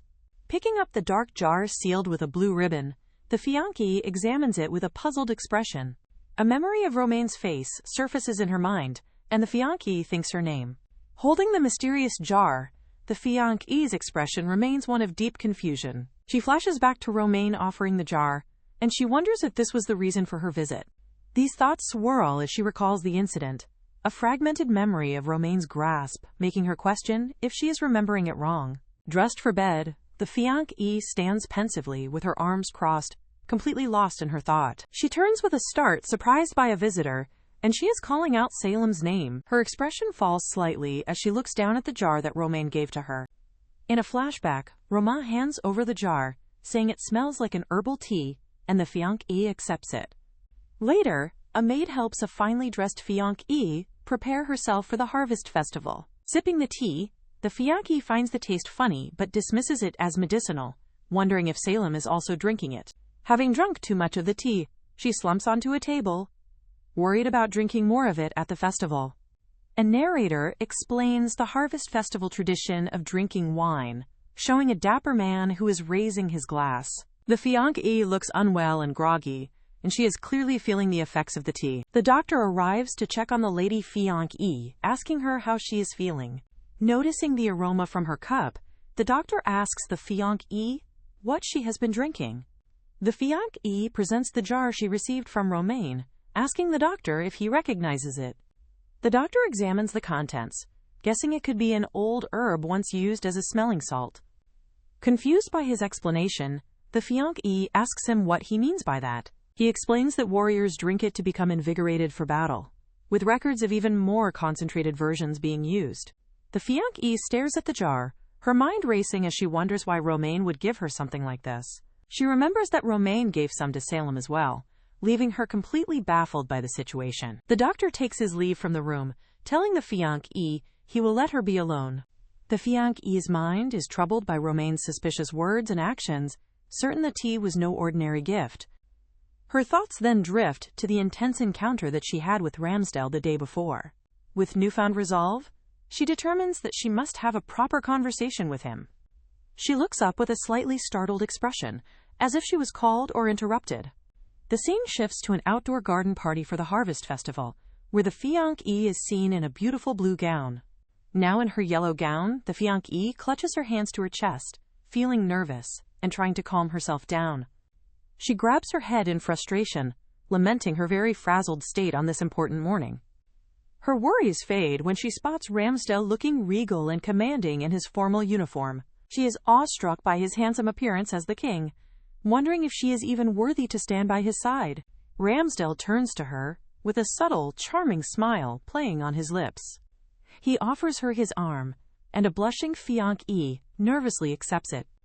As she takes his arm, she senses something more than just kindness in his attitude today. She looks up at him, her heart skipping a beat, as she wonders why he is affecting her so much. Lost in the moment, she questions if Ramsdell has always looked this cool and composed. Overwhelmed with her nerves, a blushing fiancée clutches her face, unsure of what to do. Standing beside him, she finds it impossible to concentrate, feeling completely captivated by his presence. Ramsdell and the fiancée stand together, becoming the focus of the surrounding nobles' attention. Ramsdell gives a brief toast, welcoming everyone and encouraging them to enjoy the festivities before simply saying, "Thank you." The fiancée is stunned by his short speech, thinking he could have at least tried to sound more cheerful. She notes how his serious demeanor has made everyone tense, but then reasons that it must be like this every single year. When Ramsdell personally offers her a glass of wine, she's touched and amazed, thinking he is such a gentleman. She drinks the wine as Ramsdell, and a slightly concerned Tyrant watch her carefully. Across the garden, Romain mingles effortlessly with the other nobles, a bright smile on her face. A group of nobles gathers around Romain, who is clearly enjoying all of the attention. The fiancée's thoughts darken as she connects Romain's tea to the fall that nearly killed her. Romain approaches, adorned with blue flowers, her smile unwavering. Watching her, the fiancée grows wary, wondering how Romain can act so pleasant after what she did. The fiancée lets out a small shriek as she suddenly loses her balance and stumbles. Ramsdell swiftly catches her, pulling her close up against him. Blushing furiously with dizzy eyes, the fiancée panics at their sudden proximity, thinking he is so close. Nearby nobles gossip about whether His Majesty truly favors the fiancée, calling her an illegitimate child, before one woman smirks that she might become queen to a monster. A smirking, purple-haired noble decides that he will go and have a word with her. Two nobles respectfully greet the blonde-haired Romain, addressing her formally as Your Holiness. A courtier reports that the lady fiancée tried to kill herself, leaving the blonde-haired Romain looking shocked. Two nobles react in shock to the news, with one thinking it is to be expected of the saints. Romain calmly suggests that the lady fiancée must be very troubled by something. The nobles speculate that the pressure of being an illegitimate child in her position is likely the cause. Romain thinks to herself that too much pressure can indeed destroy a person. Elsewhere, a group of nobles, including the purple-haired man, are celebrating with wine. Romain warns the nobles that making assumptions could be very disrespectful and cause trouble. The nobles praise Lady Romain's wisdom, contrasting it with the lady fiancée's perceived weakness. Internally, Romain scoffs at the foolish nobles. She smiles as her cunning plan unfolds perfectly. A narration reveals her thoughts that a troubled woman is unfit to be queen and would only stir up opposition. Her plan is to drive a wedge between Ramsdell and the fiancée, making their relationship collapse under pressure. With their bond broken by opposition, she reasons there would be no reason for them to marry. As Romain muses on becoming queen herself, a sudden scream interrupts her thoughts. The scream came from the fiancée, who stumbled into Ramsdell's arms. Ramsdell holds the fiancée securely, their faces only inches apart. The fiancée wants to escape, feeling increasingly uncomfortable under the scrutinizing glares of Romain and the nobles. Tyrant approaches them politely, thanking His Majesty for his time the other day. The fiancée smiles awkwardly, having no idea what they are discussing, while Ramsdell looks on. Ramsdell's expression turns stern as he silently glares at Tyrant. As Ramsdell watches, the fiancée nervously sips her wine. The fiancée thinks to herself that perhaps it's best to stop whatever is happening. Feeling bloated and unable to join the awkward conversation, the fiancée resorts to drinking more wine. Clutching her throat, the fiancée feels she cannot drink anymore and begins to look unwell. A crowd of nobles watches the unfolding drama from a safe distance. Ramsdell glances back toward the watching crowd, and his expression is unreadable. Dizzy and unsteady, the fiancée apologizes to Ramsdell, admitting she is at her limit. Ramsdell turns to face the ailing fiancée as the surrounding nobles look on. Overcome with dizziness, the fiancée stumbles forward, looking very concerned.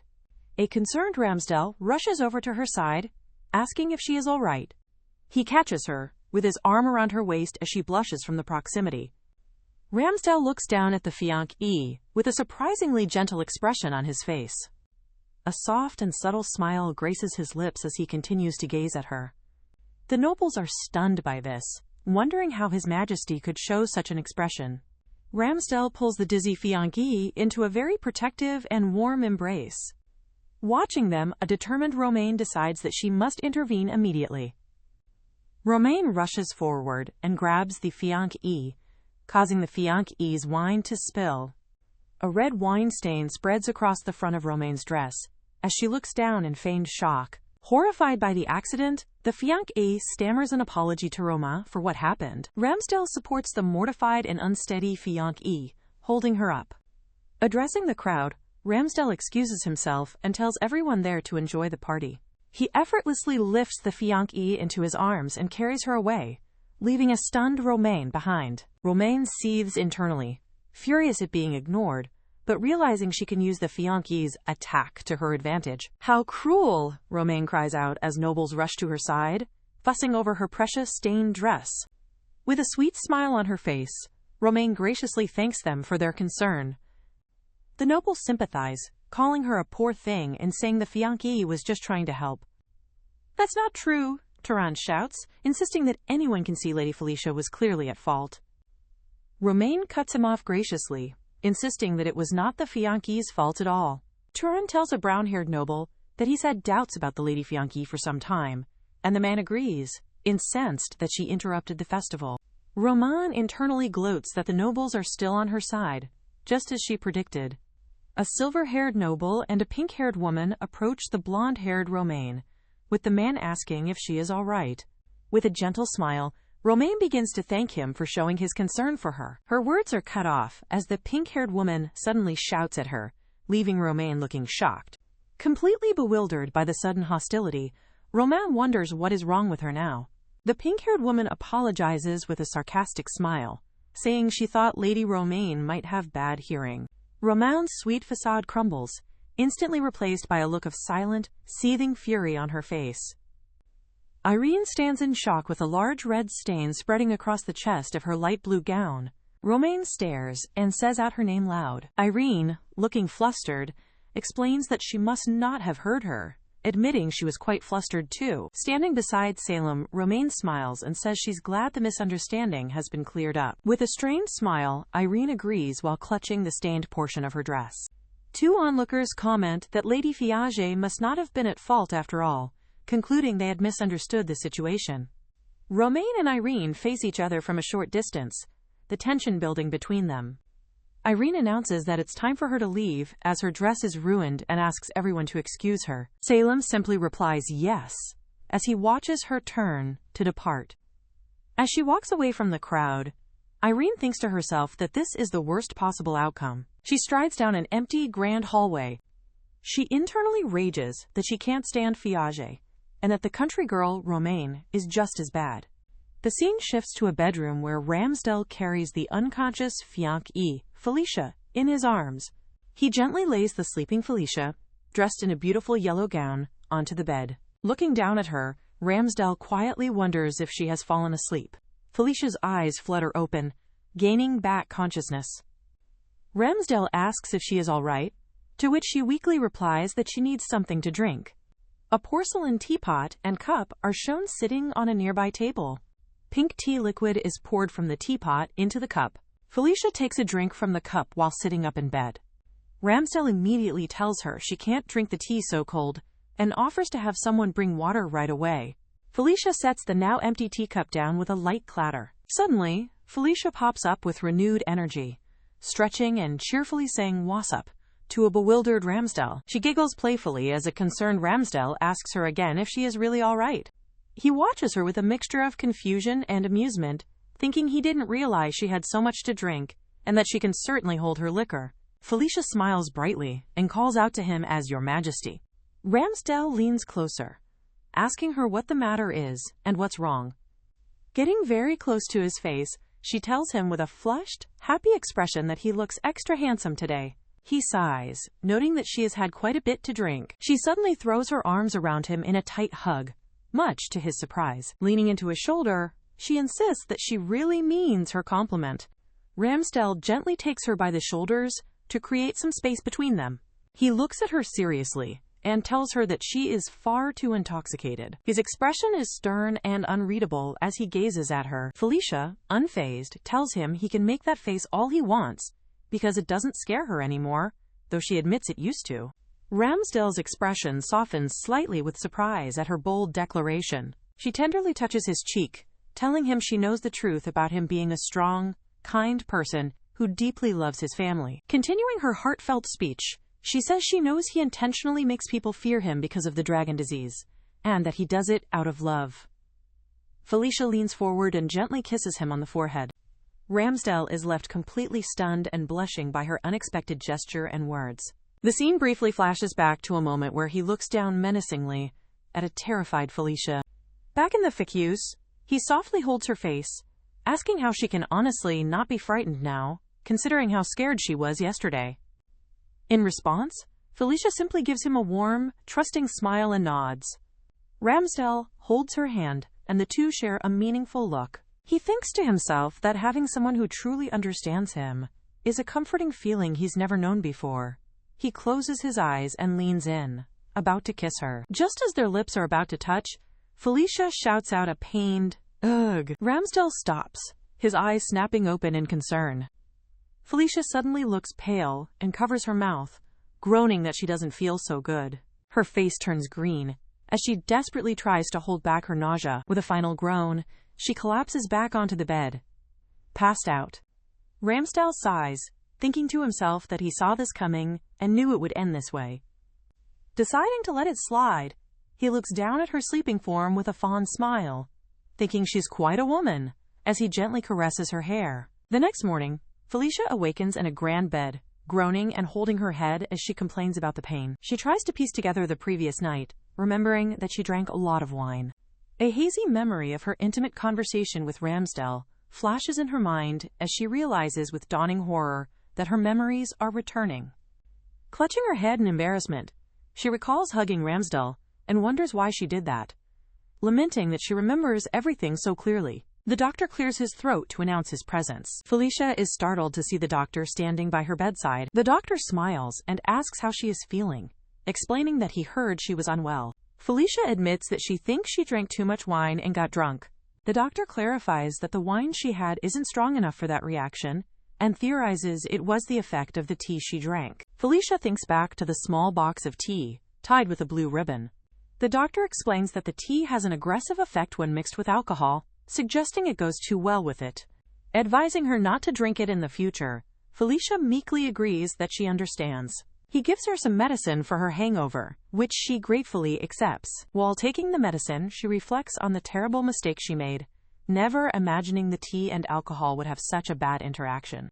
Now, fully dressed for the day, Felicia sighs deeply with lingering regret. She is suddenly taken aback when she notices Ramsdell standing in the room, watching her.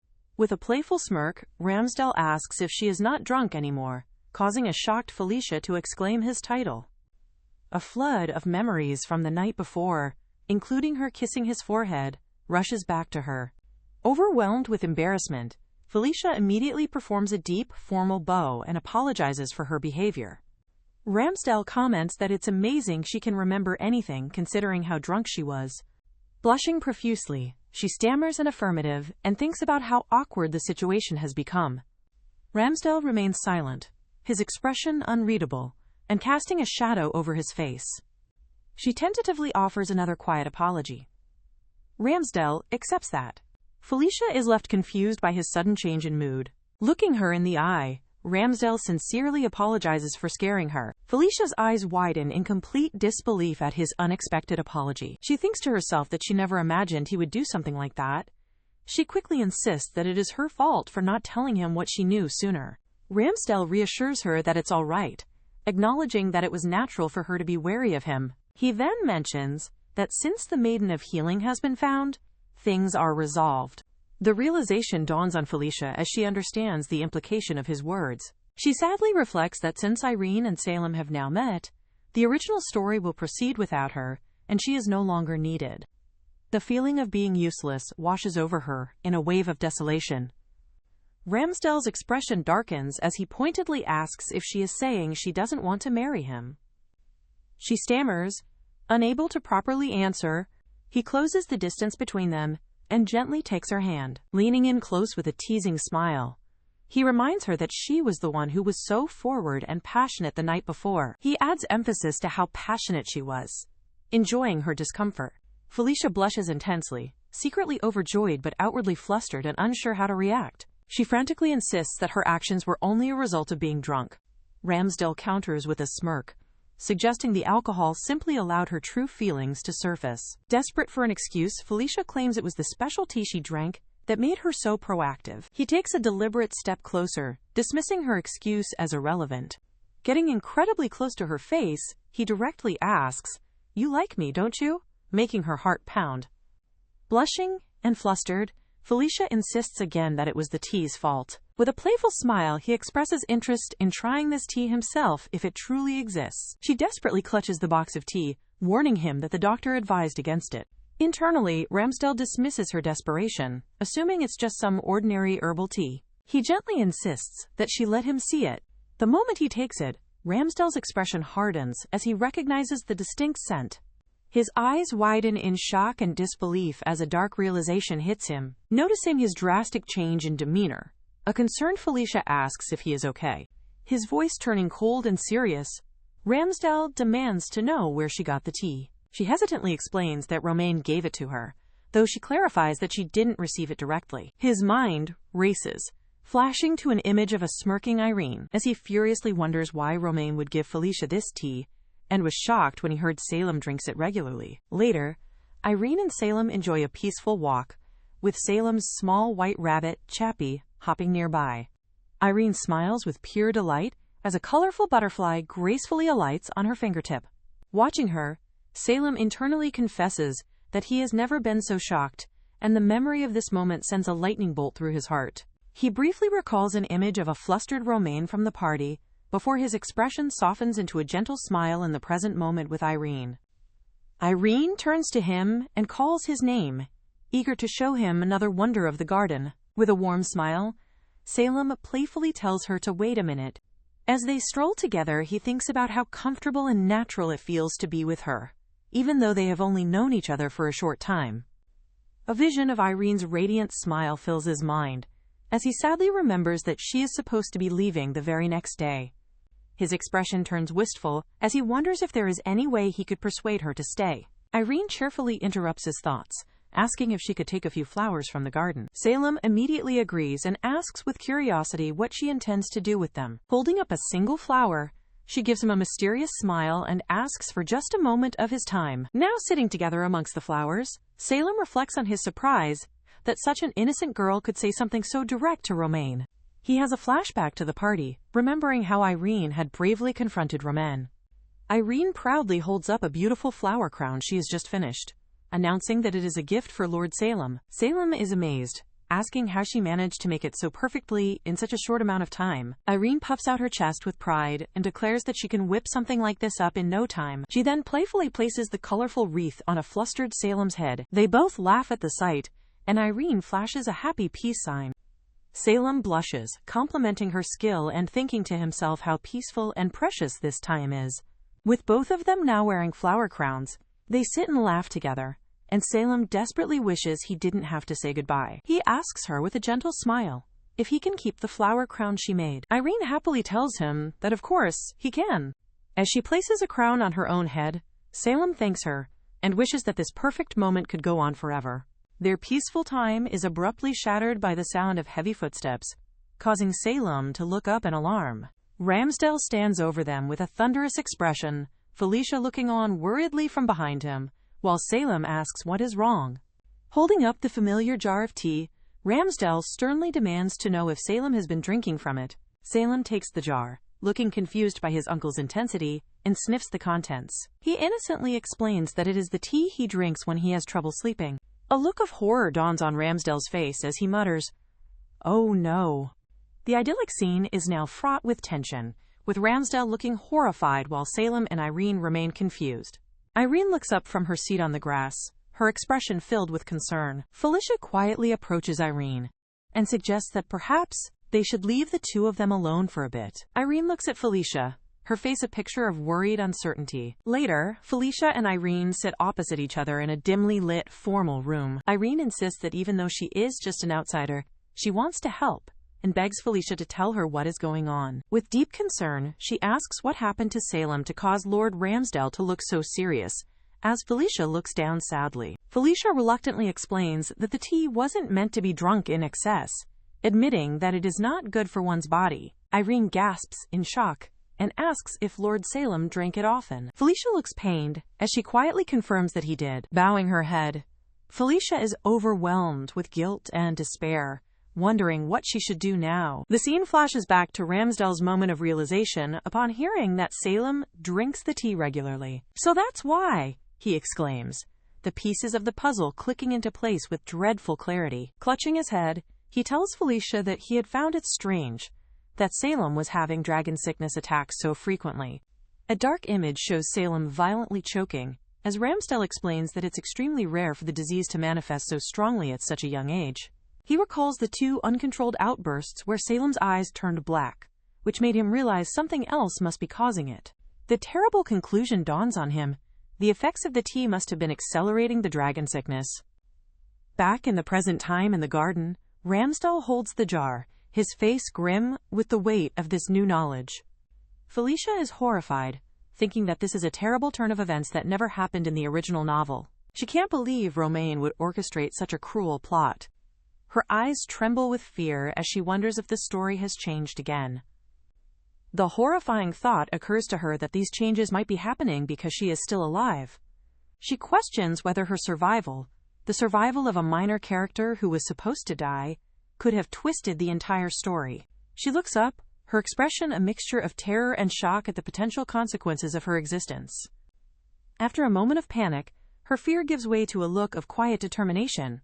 Back with Irene, Felicia takes her hands, offering a comforting gesture. She earnestly asks Felicia if there is anything she can do, offering to stay in the capital for a while if it means she can be of help to Salem.